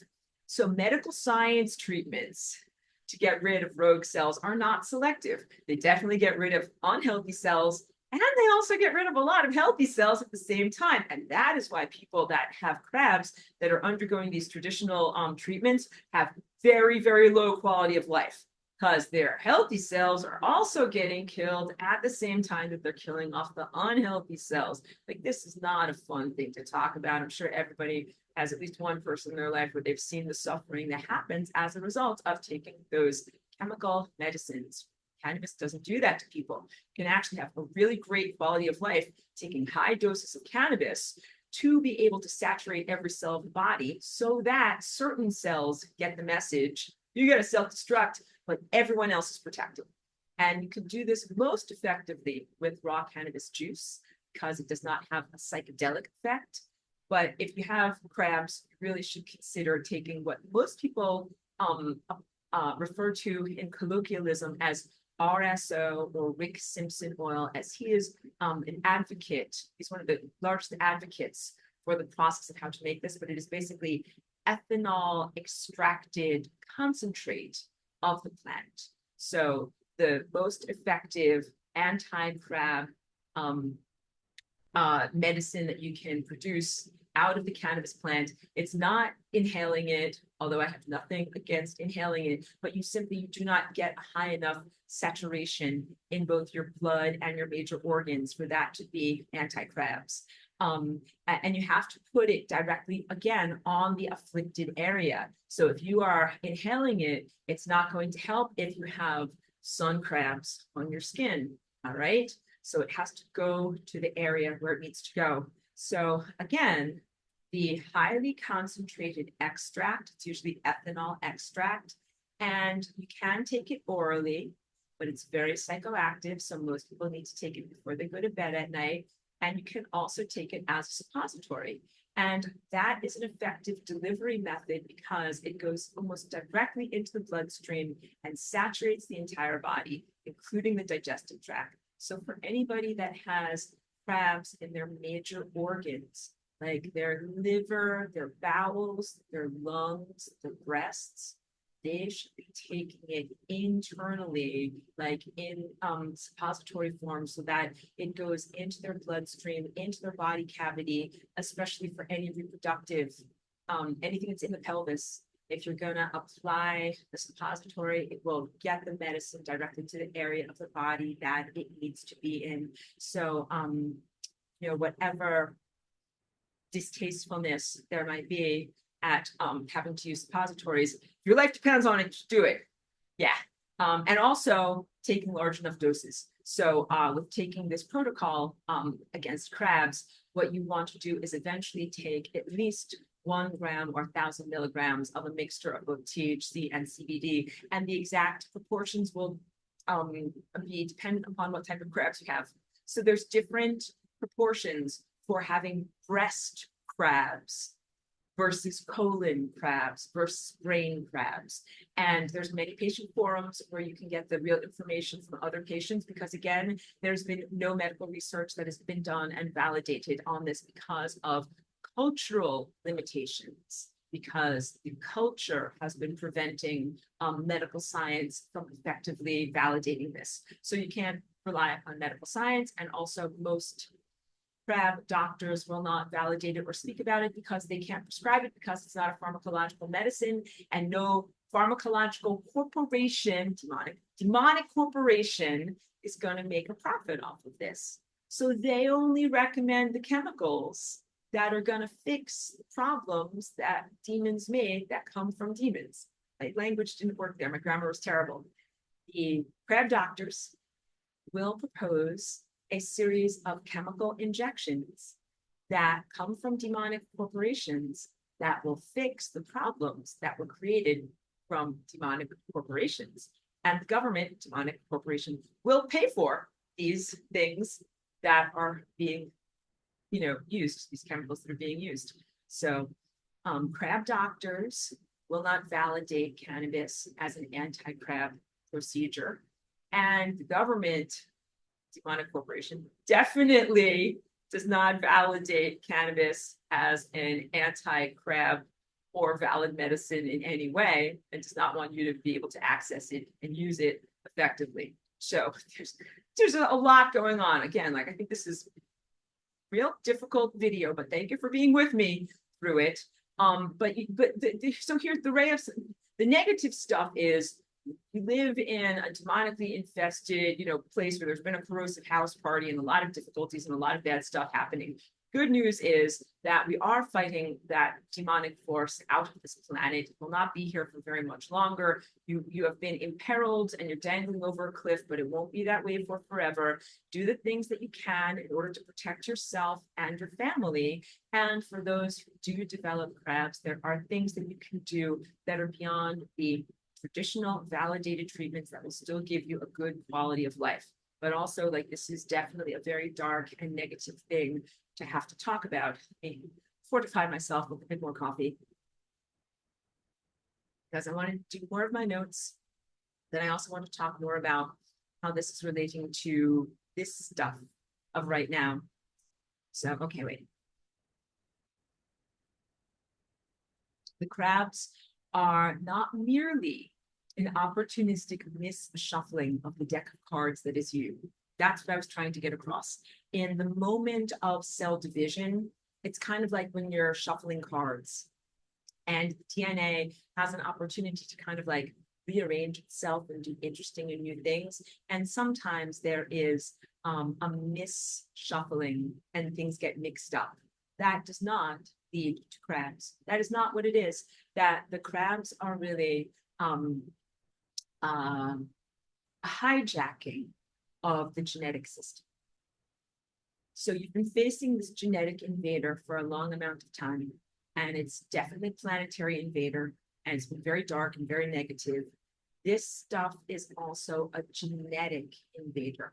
The fibers that it grows and these plastic-like polymers that it creates specifically go into the nuclei of the cells and specifically prevent the expansive movements. I'm telling you about DNA, like vibrating and dancing and twisting itself up together and moving itself apart. The polymers, literally, like, they kind of like mechanically move DNA together and make it smush and do weird things and all these different things. It's not DNA's natural expression at all. It is also a hijacking of the genetic system. And all of this, speaking as cosmic law enforcement, I get very mad because all of this is hugely criminal. Anytime that you are doing something to DNA, you're not just doing something to one little organism on one little isolated planet. You are connecting to an entire continuum of consciousness that goes all the way back to, the origin of DNA and telescopes forward all the way into the potentials of the future. You're connecting to time itself. What one is doing when one distorts or destroys DNA, it's like on a spider's web. Like, if you touch one string of a spider web, the whole entire thing vibrates. So if you create a crab disease in one organism, you are creating big, giant waves of negativity all throughout the entire connected web of life. And again, we have not just one case of genetic distress and crabs. We have many multiple cases, and we have many of them in this whole entire world. And so now, this is a good thing I can talk about. Talking about it as a frequency disease, because I talked about it, on biochemical level, on a chemical level, but let's talk about it in terms of frequency, because the millimeter wave telecommunications grid is frequency based, and it is absolutely having an impact on cellular health and the information of cell-to-cell communication. And it's hijacking that communication grid in your body and inserting a lot of negative, unhealthful, anti-life information. So I'm not saying that you should shun crab patients at all, but I am saying that there are some triggers that are happening from being in proximity to certain things that you wouldn't think are carcinogenic or crabogenic. Whenever you see those little pink ribbons that are on something that say, like, fight for the cure, that's a trigger, and it is crabogenic. Yeah, and the most astonishing thing to me is, in support of breast crabs, people put pink ribbons that are on various different products, like 10% goes to breast crab research, right? But those pink ribbons act as an emotional and energetic trigger. They're actually a form of dark magic that makes you think about something, makes you open up to it emotionally, makes you attune to it with your attention, and maybe even have an energetic alignment with that thing. And I even saw things that are pink breast crab awareness, like cookies, things that are foods that feed crabs. Now, no offense, I'm not cursing anybody's foods. I want us all to eat our foods and be in gratitude and love it. And I've already told you about my repertoire of pastries that I've had in my life. But I don't eat a lot of sugar, and some substances tend to feed the crabs a lot more in the body, especially processed sugar. So that's not the same as fruit juice. You should be juicing. I juice all the time. You know what I put in my juice? Apple, lemon, ginger, sometimes celery, and then fresh cannabis. That's awesome. But that's not the same as like refined processed sugar. And it's definitely not the same as the type of sugary treats that are made with genetically modified ingredients and that are available in many candy shops and bread shops and pastry shops. Those are things that you really shouldn't eat very much of. And definitely, like, you can eat it once and see what it tastes like. But I would say you should not eat those things every day. I don't think that they are very good for longevity of the body.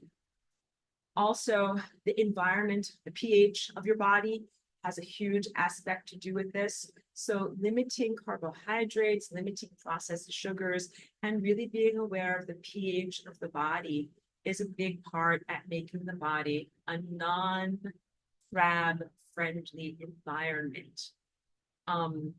So I got to the cookies, the pink ribbon cookies that say run for the cure. And meanwhile, they're full of these very ingredients that are likely to feed crabs in the body. It doesn't mean if you eat one cookie, you're going to get crabs. It just means that these are not very mindful things. And in that ignorance, there's actually a lot of harmful energy that is a person is being exposed to. So most people don't even walk through the world with the worldview, recognizing the challenges of esoteric magic. Most people are in a mundane worldview. They're like, yum, cookies. They're not like, well, are these cookies imprinted with dark magic? Will I, even by looking at them, have a resonant response in my DNA that is going to lead to a crab-like disease? Like, no one's thinking that way, except some people are thinking that way. So yeah. And the closest thing that the regular world has when they call something pink washing something, what they say is when a corporation creates something that is overtly carcinogenic, and then they put a pink ribbon on their product to say, we're donating 10% of the profits to anti-crab research. That's called pink washing. So like there was one that was like an oil drilling rig that had been made to look like a pink ribbon. Like, it's the anti-crab oil drilling rig. Like, petroleum products are inherently crabtastic. And so it's just, you understand, you're in an insane world. You guys are totally with me. Wait, I'll talk more, but let me get to more questions and comments. Okay, Kate says, Aurora, is Earth the most tortured, exploited, and degraded planet in the universe? Do crab nebulins also target other forms of life elsewhere with such a sickening level of success? Thank you for that question. I would say not most tortured and exploited, but right now Earth is one of the most targeted places and times because of the very great potential in the ascension process that we are undergoing even right now at this moment, because we have so much potential and so much richness in our souls and what we can become as a springboard from ascension. They've pointed all the biggest guns at us. They have tried to diminish and deflate our ascension in every way they possibly can. But it's not the only place. So let me just drink a bit of water. You can hear my voice needs it.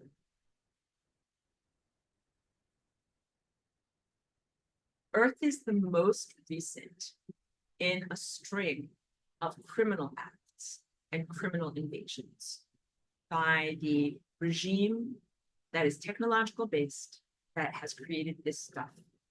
This stuff didn't just come from Earth and wasn't just created for the harm and suppression of this planet here. So this is going a little bit into galactic history, but I haven't even shared this from my classes from 10 years ago. This stuff has some amount of DNA in it. And the DNA is really more of like a bioplasma, mycoplasma. It's not the same as like a full DNA code that would create an entire organism. You know, everything from like your bones out to your skin and how you're supposed to act and move through the world. It's got selective splices from different organisms that are some of the most pathogenic qualities of various organisms from worlds that have been conquered. So stick with me here. You guys have an enormous amount of fortitude for being with me through this sharing that I've done in this video today, because I have talked about deep, dark stuff, and I'm going deeper, and it gets darker, all right? More than 100 worlds have been conquered by this galactic AI.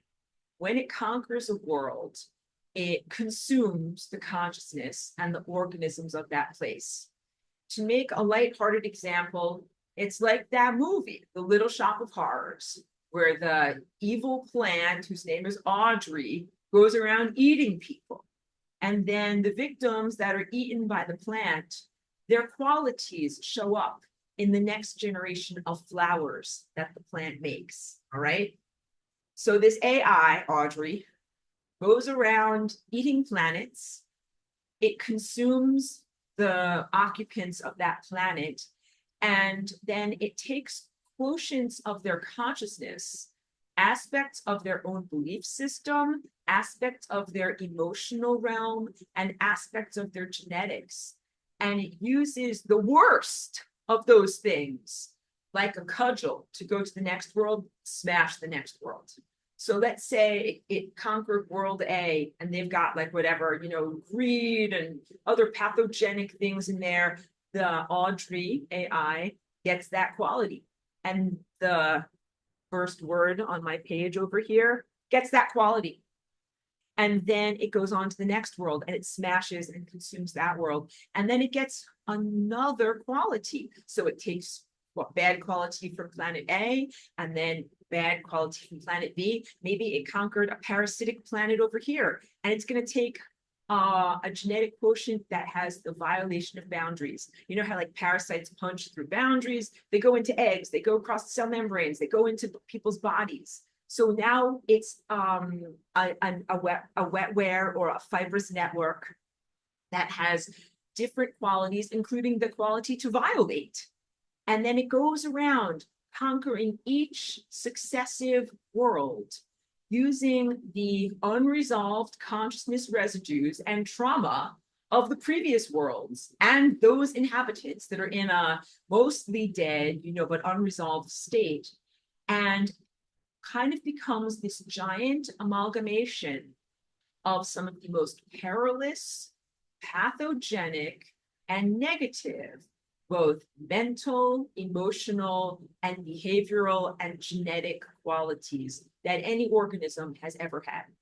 That is what we are facing right now, that has come to invade our world, that has come to smash this world with the cudgel of all of the negative characteristics that it has accumulated from all of the other worlds that it has already conquered. We face something that is horrific, like the most grotesque monster that has the worst qualities from all of these different dimensions or experiences. So many other places have been targeted before this world. They fell horribly. And this is also a crucial thing to comprehend. Like, they're not victims, like a perfectly innocent world, and then, you know, they got eaten by AI, and they got twisted up and distorted, and now they're a grotesque monster, and they're coming after us. It's not, that's not what it was. Just like the crab nebulans. Let's go back to the crab nebulans, all right? So what kind of a society were they? Were they like we're the crab nebulans. We're so nice and we're so great. And then all of a sudden, their planet got exploded. And then they suddenly became satanic and decided to eat you by becoming crabs in your genetic code on Earth. No, they started out bad. They were not good to begin with. They had, that's my very, not whatever, informal way of speaking. In more formal language, the crab nebulans had not evolved. They had not done their emotional work of maturing and learning and growing. If they had, when their big giant nebula and expansion had occurred in 1054, they would have ascended. Instead of going into a limbo state and being grotesque monsters that could then be weaponized against us by this, satanic horde, they would have ascended. They would have been like, oh, look at that. My planet got incinerated. I'm burned to a crisp. I don't exist anymore. Time for me to go on my cosmic journey. Think I need a life review. I need to learn about everything I've ever done and how it contextualizes in the world. Wow, I just learned a lot. Now I'm going to level up, go in the next direction, be the next person. That's me as a crab nebulan flying off in a fictional ascension that never happened because they were bad. Because instead of facing the music when this giant explosion happened, which means if they would have had to be like, hey, crab nebulan, we got to talk. Here's your clipboard. We did this, and this. This was not okay. Did you do this stuff? Yeah. Was it okay? No. Like, we have to talk. That's what would have happened if they faced the music, because they had a lot of bad things inside of them. They had a lot of negative, unresolved emotions, traumas, behaviors, and motivations as individuals and as a collective whole. And they died in that turmoil. And then they never faced the music. So now you can comprehend they weren't good to start with. They didn't want to face responsibility for who and what they were. They have done everything they can to avoid and evade that responsibility. And in doing so, they have incurred an even deeper debt. I want to go like this, like all the way down to the floor. That is how heavy their debt is. Like, if ascension is like, oh, like I'm jumping off like that, they're like bowling ball through the floor. Because they didn't just do bad stuff when they were alive, pre-nebula. They did a lot of bad stuff after the nebula in a time that would be considered like an interdimensional limbo. Their debts are so big that it's a hole they can never dig their way out of.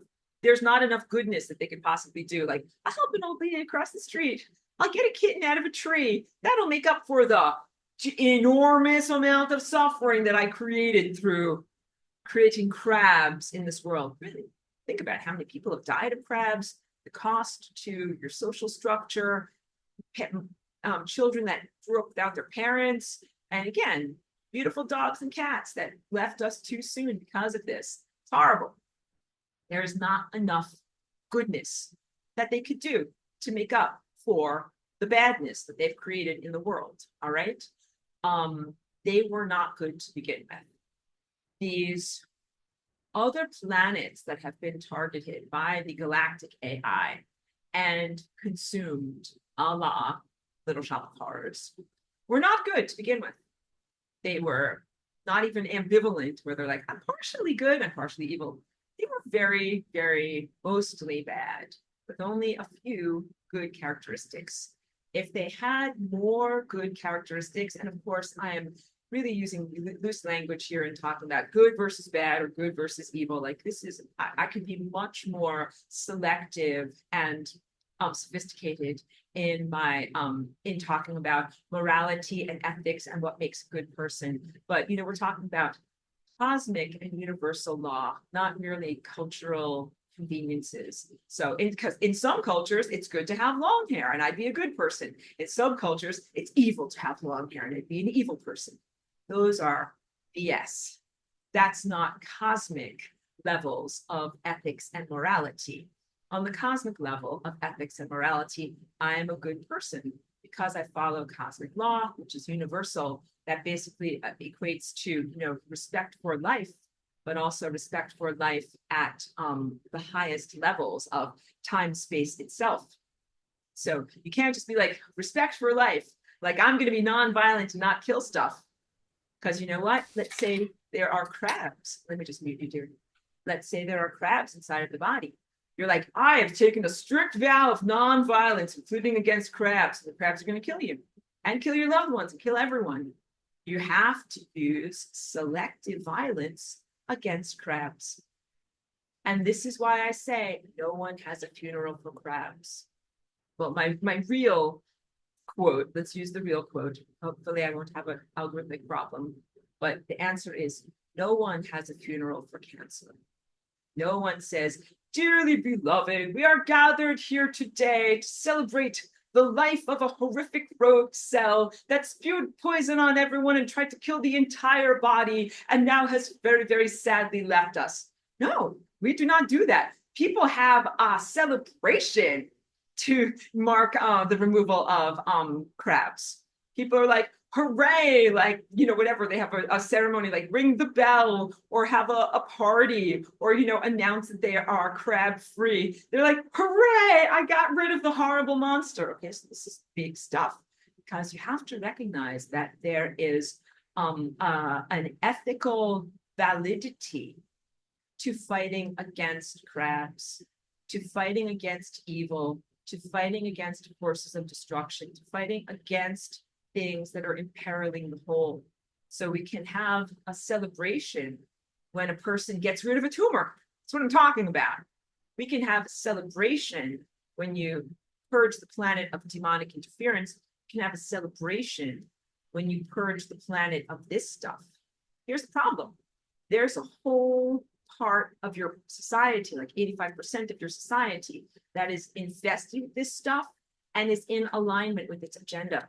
They want ChatGPT to Shopify their Shopify cart, make them a lot of money. They're gonna have a staycation or whatever. This is not okay. Oh, Chiki's back. Maybe she's hearing my tone of voice. She's like, are you getting upset? I'm like, I know. Do we need hugs, Chiki? Hold on a second.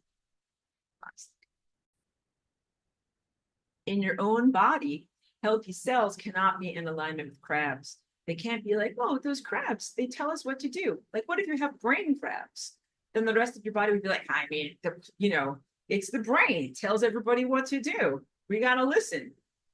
You cannot have that. You would be like, no, it is diseased. You can't listen to that, even if it's the administrator of the body. But how about your government? Government in this world right now is rogue.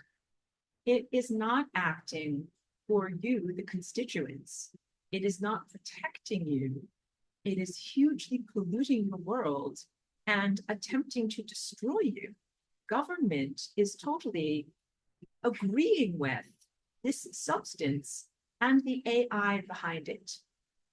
So as I have spoken about previous conquered worlds and the amalgamation of the most negative genetic and personality characteristics that continuum of conquering represents, distilled now into the tip of the spear that is being placed into your planet, many people in government and in the military and in bureaucracies and in intelligence agencies and in corporate infrastructure agree with those negative personality characteristics.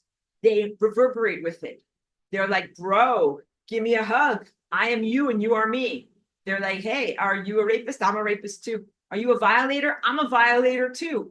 Are you dishonest? I'm dishonest too. All of the worst characteristics that we would consider to be pathogenic. That's the only way to say it. And pathogenic characteristics are non-denominational. There's in almost all of the religions, in almost all of the continents, in almost all of the skin colors, everybody's got some pathogenesis. So that's just so that you know, it's not only one race or one nation state or one religion in your world that is pathogenic. It's all of them, which is horrible. I know it's very, very bad. Yes, pretty much every government and every nation state, all of your worldwide militaries. Because what is the military? I'm just saying this outright. The military itself represents pathogenic mind and emotional states that directly reverberate with the conqueror, the AI, and its pathogenic qualities. It goes around conquering planets, taking their qualities and then conquering the next planet. You know, this is what militaries do on Earth's surface in terms of achieving supremacy in the political arena of political power. We're not talking about spiritual power. We're not talking about nice people. We're not talking about people who gained love and trust from other people by doing good for them. We're not talking about people who fed the people or healed the people or created clean water for the people or any kind of thing, even painted a pretty painting for the people. No, militaries do not do that. Militaries destroy things in order to preserve power structures. They have no problem with killing innocent people, destroying things, causing disease, violating people. You know, rape has been used, pardon me, trigger warning, has been used as a weapon of war, you know, since the Viking time, but for a very long amount of time. Modern militaries have no problem with that. It's going on in the Middle East right now. It's disgusting. And you can tell from my passion, very distressing. I'm very anti-military, but I am pro-violence. What? A war? You're supposed to be a spiritual teacher, and you're supposed to teach us to turn the other cheek and to forgive and not to be violent. And I'm not making fun of anybody who's a Christian or your deeply held beliefs or anything like that. Believe me, I love and respect people who are on their path and who are engaging with the doctrines of Christianity. But although I am a lover of Jesus Christ, the teacher who was here 2,000 years ago, I am not in alignment with the doctrine of the church that has grown up around his name, or of the concept of nonviolence being appropriate or necessary in every circumstance. And I would have this respectful conversation with Jesus himself if he were right here with me. I'd be like, that what you taught was right for your time. We are in a different time, and you cannot love this stuff as if it is your neighbor. This is very, very big stuff. All right. We have to have two categories in our world right now. Those who are not in alignment with the AI and the agenda that supports this stuff, and those who are infested with and assimilated into the AI via this technological interference. So in your body, you know, you're resisting crabs, and some of your cells are like, we tried to resist, but couldn't do it, and we got overtaken, and then they become crabs. And some cells of your body are like, we are crabs, F you, we're gonna eat you alive. And military is that, all right? They are pretty much assimilated into the AI, acting as a pathogen in the human body, in the human dynamic, in your species, and they are not recoverable. This is very, very big stuff, because they will manipulate you and say something like, I will now play upon your Christian morality and value system and say, save me, save me, save me, I'm a damsel. This is the military with all of their giant infrastructure and all of their harm that they do in the world. And they're going to come to you at a certain point and they're going to say, I'm a damsel. I'm tied to the railroad tracks. Save me from the AI. They created the AI. They created the millimeter wave. 5G is a military grade frequency disruptor device. This stuff didn't just erect itself. I say this over and over. Human-based bureaucracies and organizations worked with these invaders to create the infrastructure of the invasion. Those towers didn't just build themselves. And those guys that built those towers and have emitted those frequencies and have created crab infrastructure in your world, they know that 5G is carcinogenic. They have no moral qualms stopping them. They justify what they do. They're like, well, you know, these faster download speeds are really going to justify the increased incidences of crabs in the population. And I hope you can tell from my delivery and facial expression that I'm being totally facetious and not honest at all. Like, how can you justify the creation and proliferation of a horrible disease like crabs so that you can have a telecommunications grid. It's not a telecommunications grid, it's a mind control grid. And they have no problem. This is the mentality. Wanting to control other people so much that you don't care if you give 50% of them crabs. That is how bad they are. All right.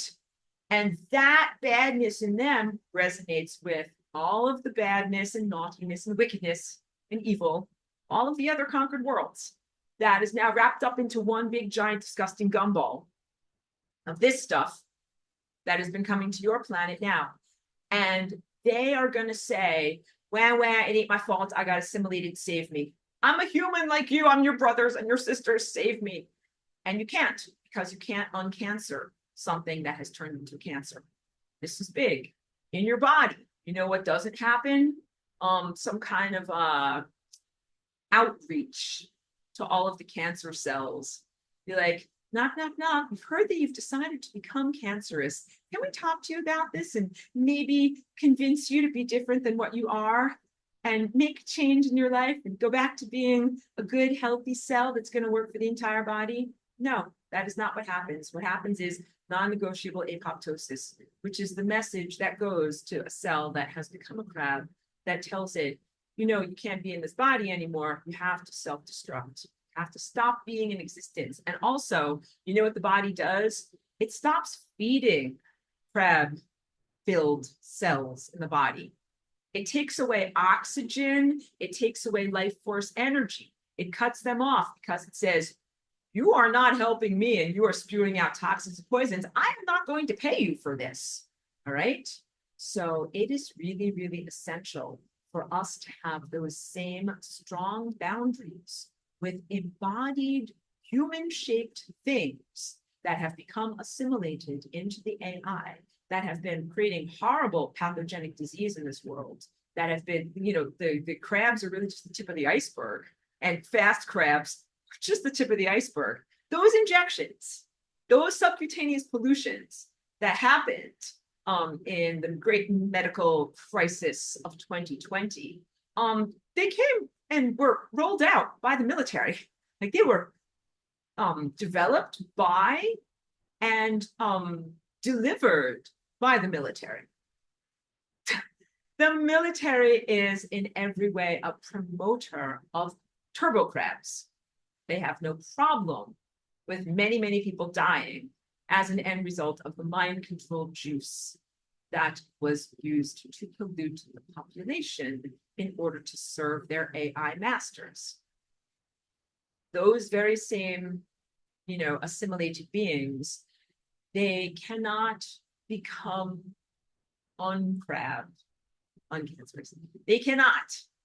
They are who and what they are. And so the only option for them is apoptosis, which would be a dismantling of the structures that support them in reality, a cessation of their support. So that means not only no more money and no more physical accoutrements, and definitely no computer systems and no cars and no, you know, laptops or whatever mountaintop installations or even houses and cars to live in, you know, to drive around in, but no oxygen, no food, no life force energy.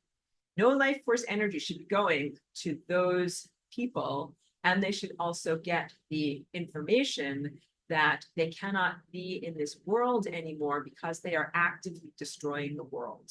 So when apoptosis happens, again, this is beyond the social emotional level. It's purely energetic. Because in the body, the cells of your body, they say like, you can't get rid of me. You need me. And I've lived here for my whole life. And my ancestors have lived here for my whole life. And I belong inside of you. Because it's like this. If you belonged inside of me, you would act very, very differently.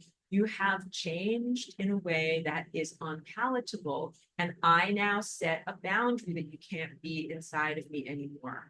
And what we do is we say to those who have become assimilated with the AI and are now rogue cells on the planet, you have changed and you are causing harm and you can't be with me in this world anymore. Can't live on this planetary body anymore because of the way that you are acting. And if they say, wham, it ain't my fault, or give me a chance, I want to change, both of those are unacceptable, because the only acceptable truth is there are things that you can't back out of transformed in this way. Now, the only path forward is non-existent. Can't uncancer them. They just have to go into a non-existent state, which again is entropy, which is not the same as the burning the Christian hell, which is another doctrine that I'm vocally critical of, because I don't believe that it's necessary or didactic for them as consciousness to simply writhe in, horrible pain and suffering while, energies flow through them because they're so malformed. They should just go to entropy. They should just go into a restful state of non-being, which is the equivalent of apoptosis. So wait, let me respond to your comments before I roll it forward too much. Hey, wait. Okay, so wait. Let me drink a little bit of water too. Deidre says, if DNA moves us through time and they hijack it, they want to control where and when we move. You're a smart man, Deidre. Thank you for saying that. This is ultimately a fight for control and influence of DNA, because DNA directly influences time. And this is an outgrowth of what you know as humans as Orion Wars, which are really time wars. The attempt to artificially distort and control and diminish the free expression of time. Allison says, how much raw cannabis a day would you recommend for prevention? Also, can you take a CBD THC tincture as well? And if so, how much? Thanks. So very, very welcome.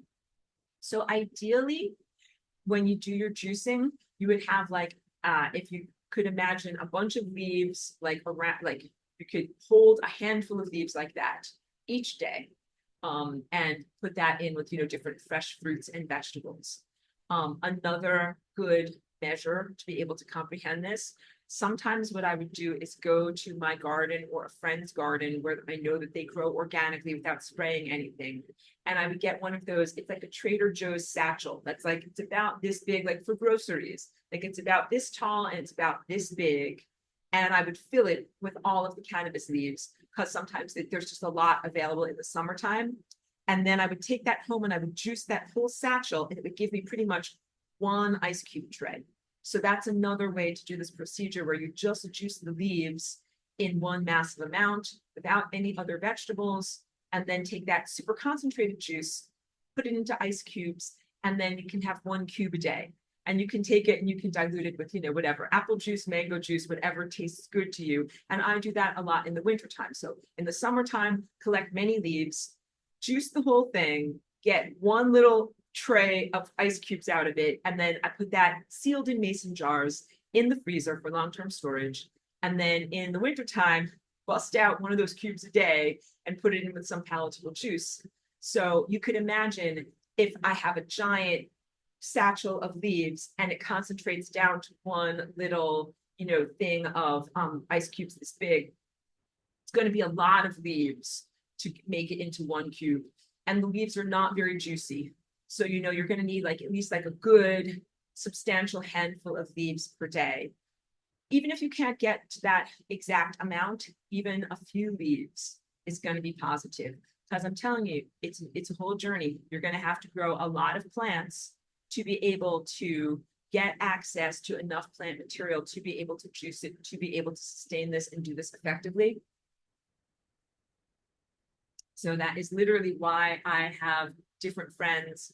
I have one friend who's a couple of blocks away, and she has a large backyard, and I partner with her to grow my plants over there, because I live here in a small apartment where there's not enough room.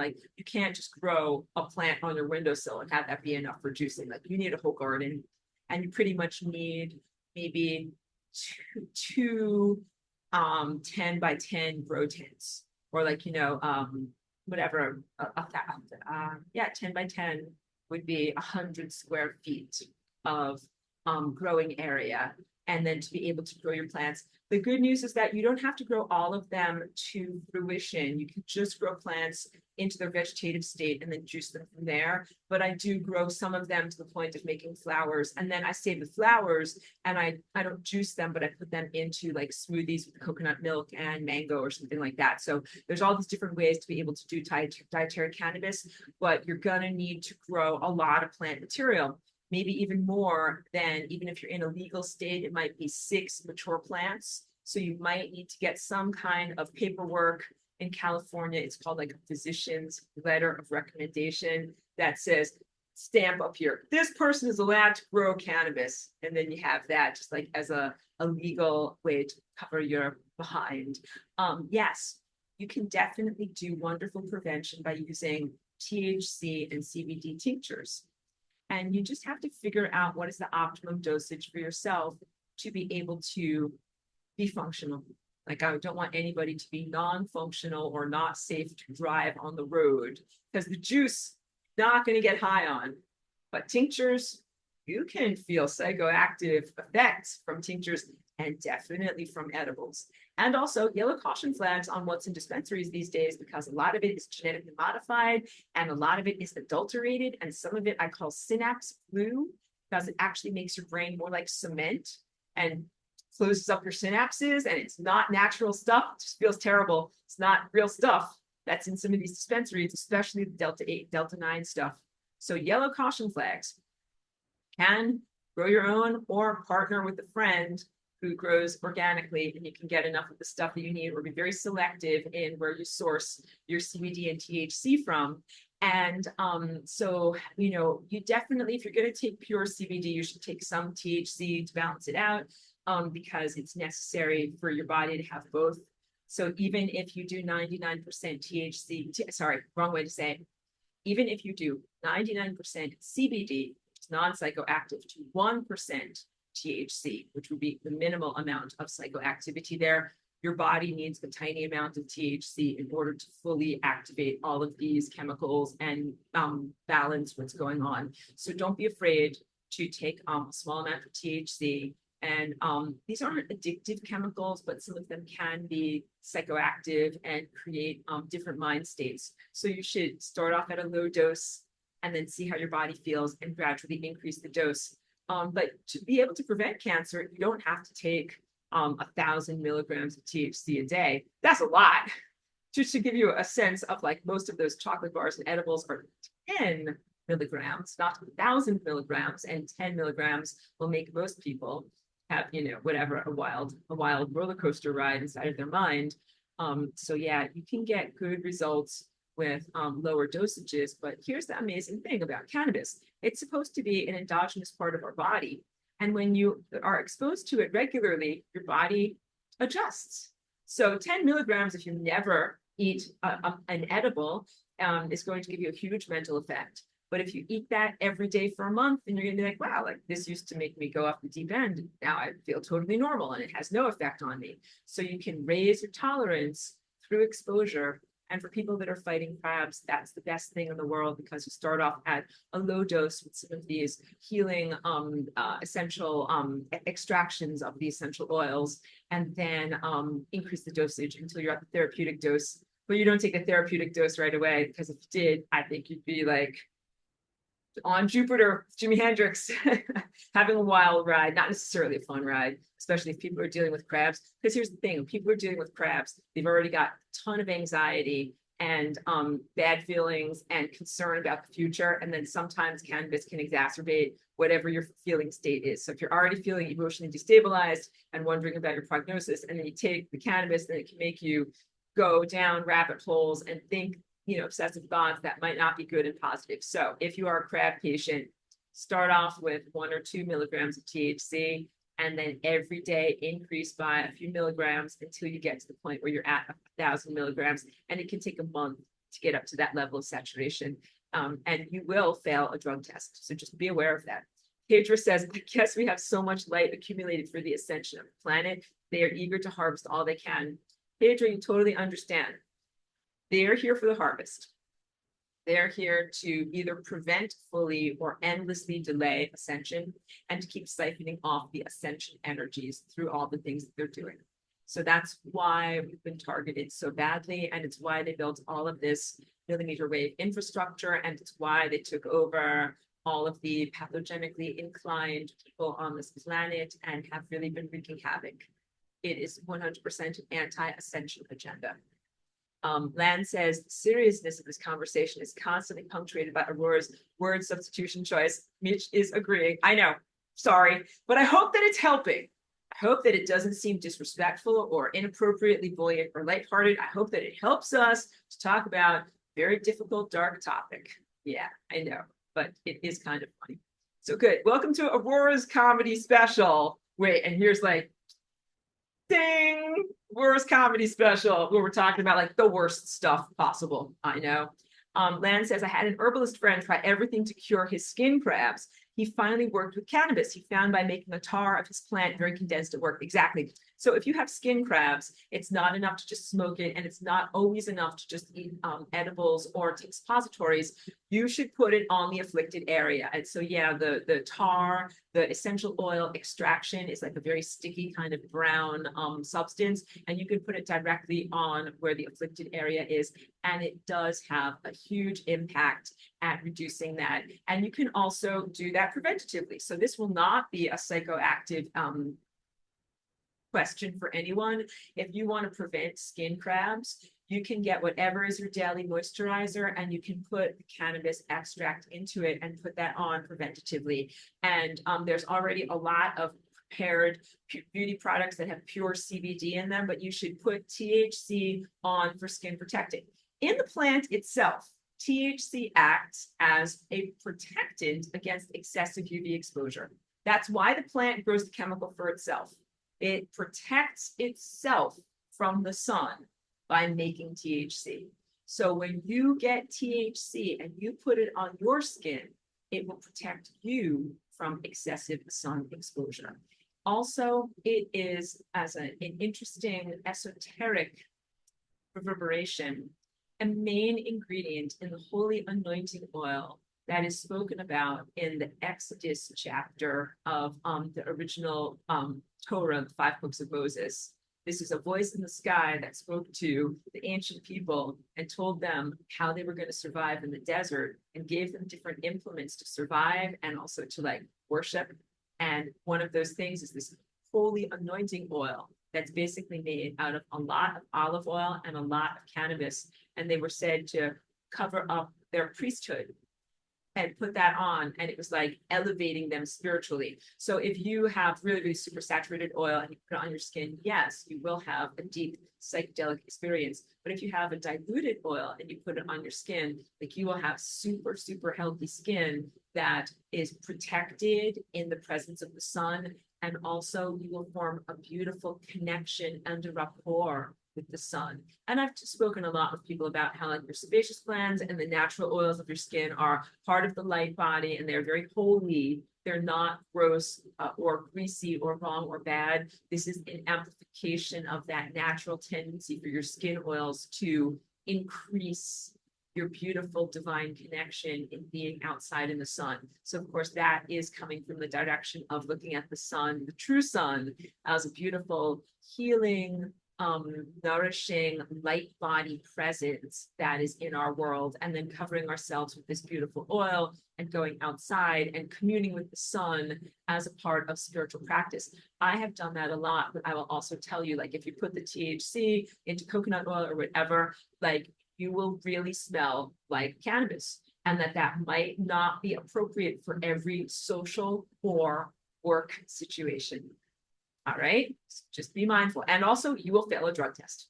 Yes, good. Belly says, it seems the quantum entanglement of the negative planetary societies and the galactic AI is the chicken and egg conundrum. In other words, what came first? And is the AI a creation from a negative society that then went rogue? Or are the negative societies infiltrated by a group of negative beings that are preparing them for AI consumption? Awesome thought structure. Really, really good. It is a little bit of chicken and egg scenario because we're dealing with time worms. We're dealing with stuff where literally negative time travel happens, where someone might go back in time and sprinkle negative genetic characteristics into a population so that then when the AI comes along, those characteristics reverberate with the AI.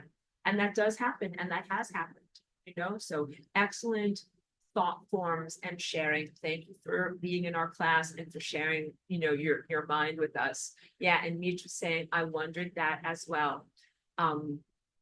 And Michael says, I juice organic celery, green apples, lemon, and handful of cannabis leaves every day, sometimes every other day. Cool, perfect. Absolutely perfect. And yes, every day is fantastic. Every other day is also fantastic. The basics of this are, you know, to do the best that you can. You know, you're not going to fall over if you skip a day or suddenly get crabs if you skip one day. I think like I'm a testament to this because I came to California about 10 years ago and I started juicing my high CBD cannabis almost immediately. And I've been doing that consistently, you know, almost every day.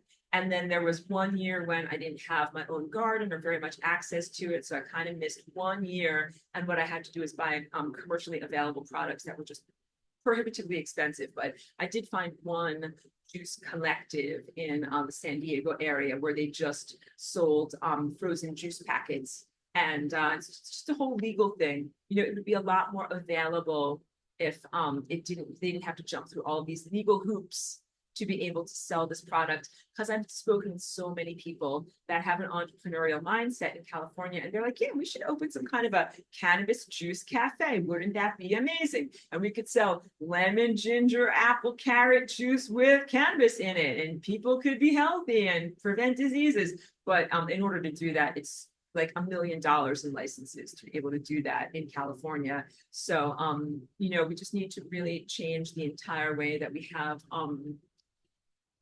administrative and bureaucratic limitations on access to this plant. Literally, like if you elect me president of the world, this is one of the first things I would change. I'd be like, no more limitations on this plant. You should be able to grow it in your garden and juice it like a vegetable as much as you would like to and share it with your friends and neighbors. And there's really no limitation. You should be able to buy the fan leaves by the pound from the store, the way that you would buy carrots. Be like, yeah, go out and get some apples, carrots, and cannabis leaves and take them home and juice it. Because it's just totally different than what people envision as a psychoactive or a drug or something that is a concentrate. Like no kids are gonna get high on cannabis juice and run around and do something naughty in the neighborhood. I would feel comfortable recommending raw cannabis juice to a 1-year-old child or a 80-year-old person, senior, and I wouldn't worry about anyone in between, or I wouldn't worry about people having a psychiatric episode or anything from the raw juice. Edibles are totally a different story. I would not necessarily give that to grandma, or definitely not to a 1-year-old infant, and definitely not if you have to drive a car or book some time if you're going to do something like that. But also, if you are facing crabs, then edibles might be a real necessity in your life. And so you might need to focus on your healing and just focus on for at least 3 months. That's the protocol for anybody that has crabs. Getting the highly concentrated ethanol extract, taking at least 1 gram per day, which is 1,000 milligrams of combo of THC and CBD, and to do that level of saturation for at least 3 months. And that can be done in conjunction with more traditional treatments that people go through, such as surgery or chemotherapy or radiation. And especially if you're doing chemotherapy and radiation, the neuroprotective aspects of cannabis can be life-saving for patients. So just as a very, very quick sharing. I lived in New York during a time of prohibition. That means it was completely illegal, with no medical shops and no dispensaries, right? So it was a long time ago. And I had friends that were in their 30s that had crabs. And so from friends of friends of friends that will not be spoken of directly, we were able to receive the concentrated oil from California. And my friend who was undergoing traditional treatments in New York, she couldn't tell her doctor what she was taking because it was illegal. So she was doing regular radiations and chemotherapy treatments, but she was taking cannabis oil at the same time. And she was doing a lot better than her doctor thought she was going to do. She was feeling good. She was happy and productive as like a parent, and she was able to drive her car. And the doctor was like, all right, like, I don't know what you're doing, but something is good. And whatever you're doing, just keep doing it. And that was it. That was as far as that conversation went. It was like this kind of like secret thing. But I'm telling you, I think that probably saved my friend's life and extended her life maybe for 5 years. So she ended up dying eventually later, not of crabs. She had like a massive hemorrhage in her brain. I think that her body had just been through so much because she had done all of these surgeries, chemotherapies, and radiations that I think just took its toll.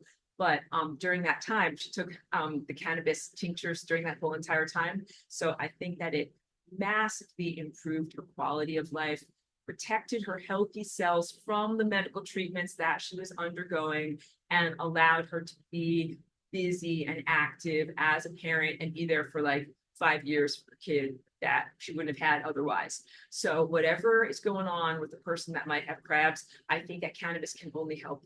Literally, I think that it can only help.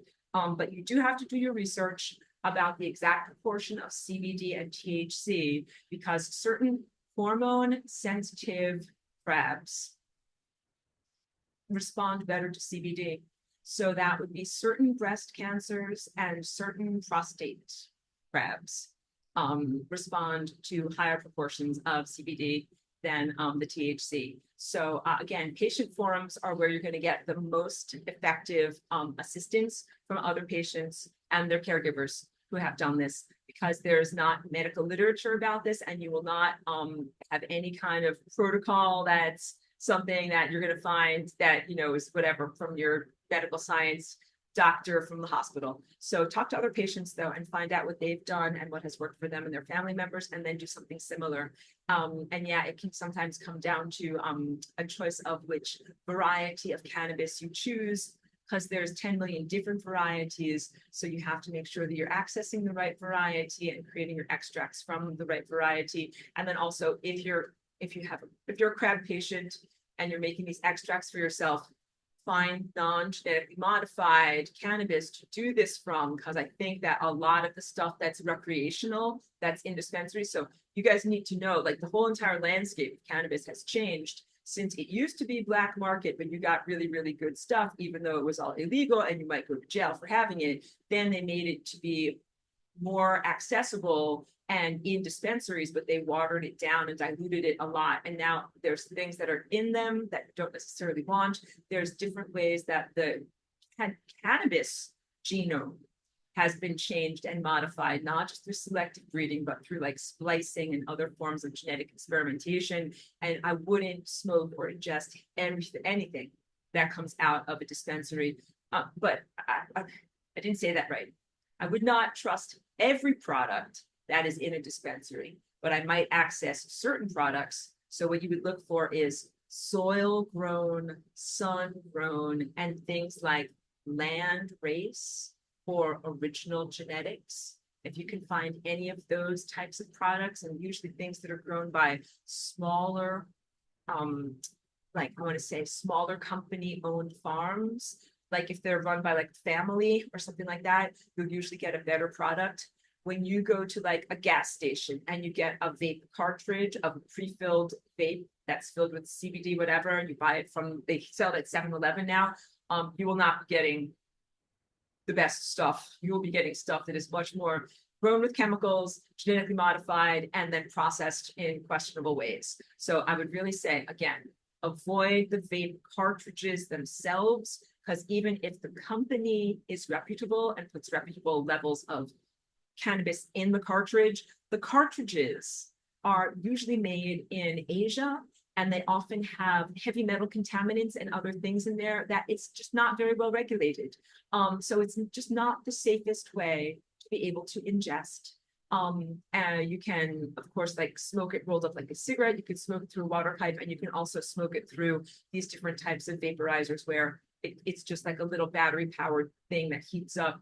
It's not an extract. Just put the plant material in there and it heats up. Any of those things are going to be positive. And then also, if you are accessing the cannabis concentrate, you want to make sure that it's made out of ethanol, not isopropyl alcohol.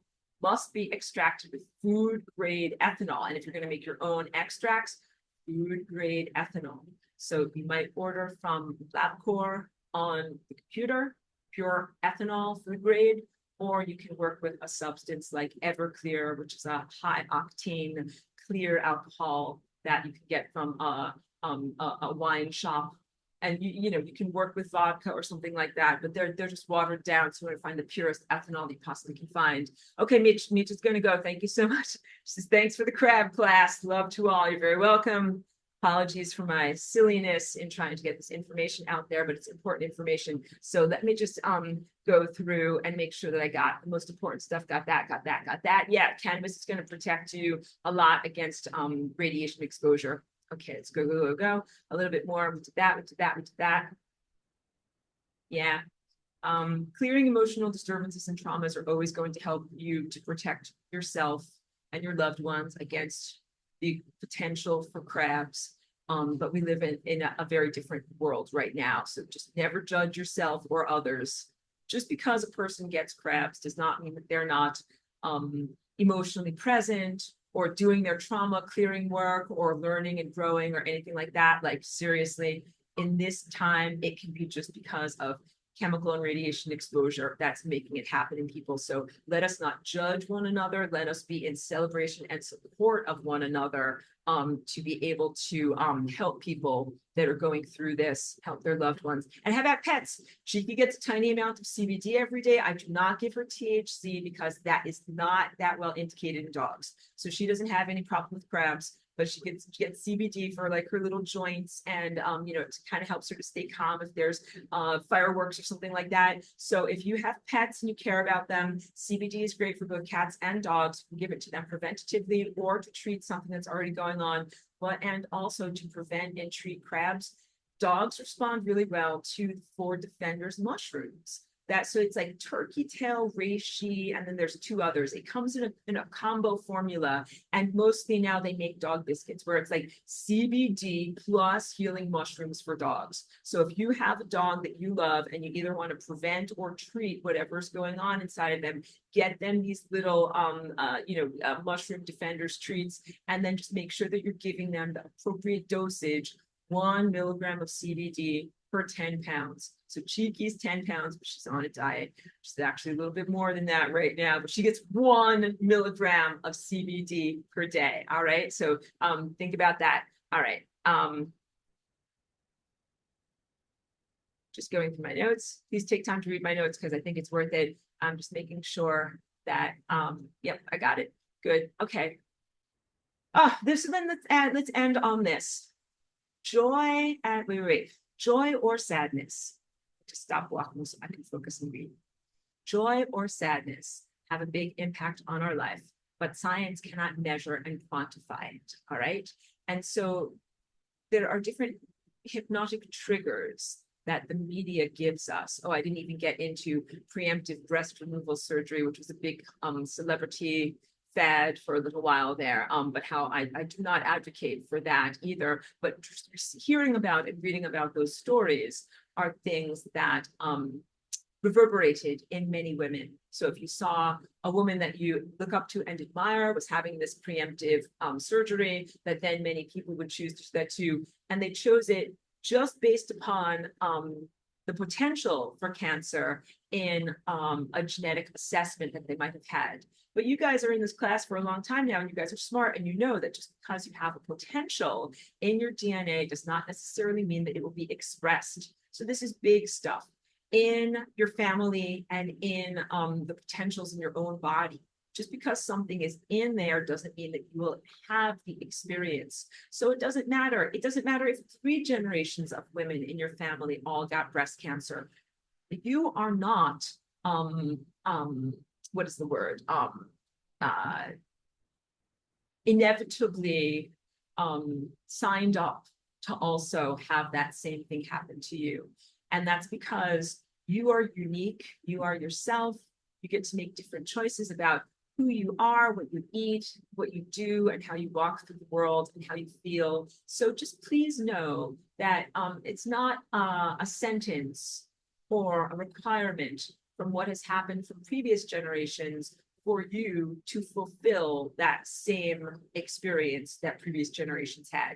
So that's the big stuff, because when you go to a doctor, they usually ask family history because they're usually going upon these presumptions that because it happened to other family members or previous generations, it will happen to you too.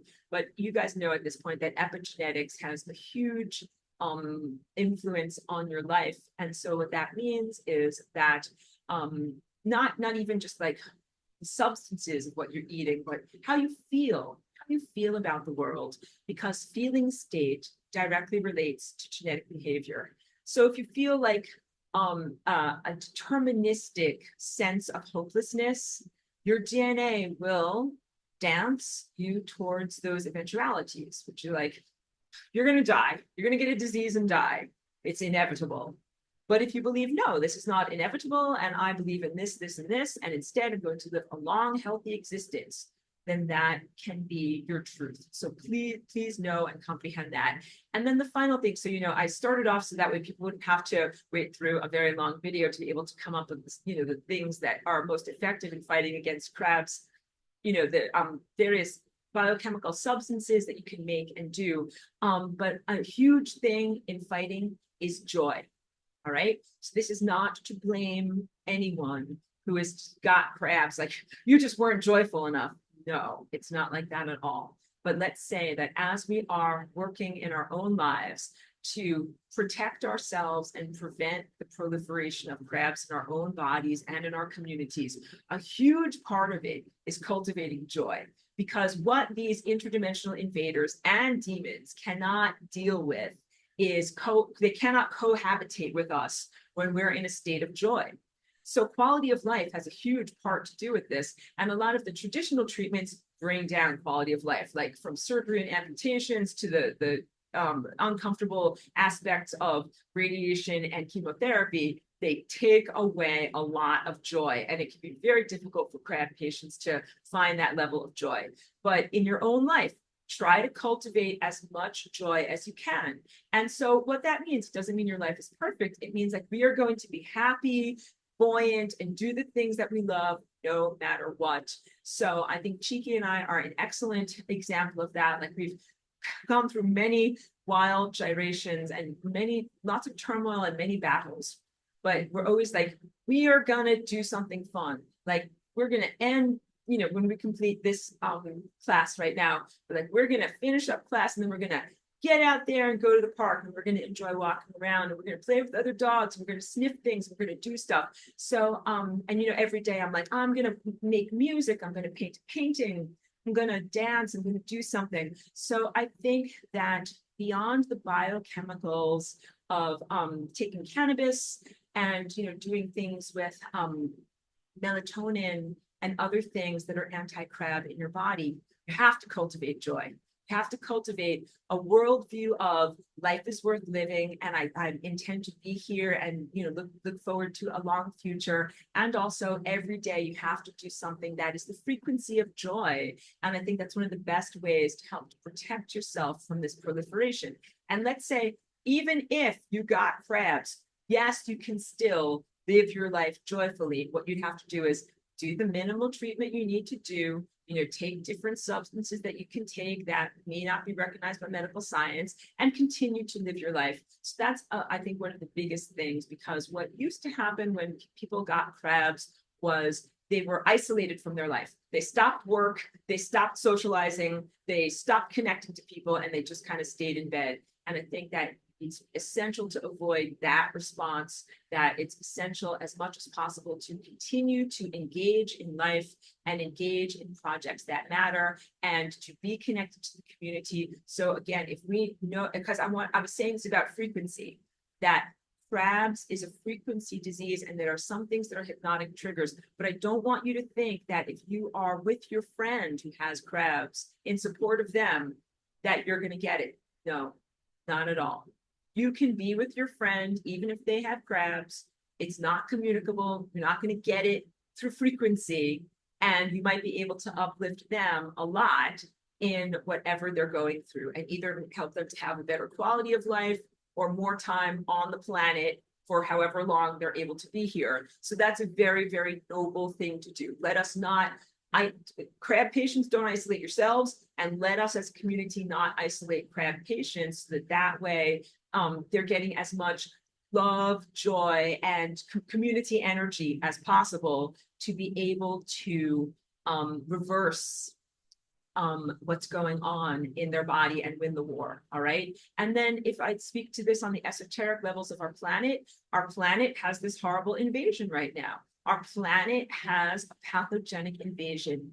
And you know what? We don't need to be isolated from the rest of the cosmos who's shunning us and saying, like, you're filled with pathogens. We don't want to be near you. No, far from it. We need like community socialization, positive activities, and connecting to our community as much as possible. So this really runs contrary to the concept that some people have of, like, from the New Age world, that you are being quarantined away from benevolent galactic society because you're too, like, pathogenically infested or, you know, unwise or unhealed or whatever it is. I'm like, no, you don't need to be isolated, and definitely not while you're going through this. You need to be connected. Don't be afraid. Don't be afraid that you're going to give the rest of the galaxy crabs because it's here on this planet.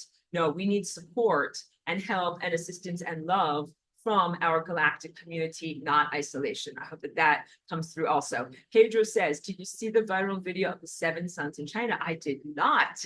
I hope that you will send it to me because it sounds very, very interesting, but I would certainly like to see and know what it's about. So I'll also say, got a few more minutes, but then I'm going to wrap it up. So if there's anything else that anybody would like to speak about or share. Pedro says, love the crabless lasagna. Thank you. And I will also say, like, I'm actually not that much of a fan of the food, literal food crabs. Like, I don't really like California roll or any of these things that are made with crab. So my lasagna is definitely crab free. And also, I didn't say that enough, but it's in my notes. I am a positive benevolent mutation. I do all sorts of weird things with my DNA, dancing in the most extraordinary patterns and shuffling the deck of cards with my DNA. And I'm not cancer. All right. It's just big in order to really know and recognize this. So it is possible to be a genetic abnormality without being a crab or without being crab infested. And that's important to state that too, as we're moving into levels of expansion and self-exploration, where each one of us will begin to create all sorts of new genetic patterns.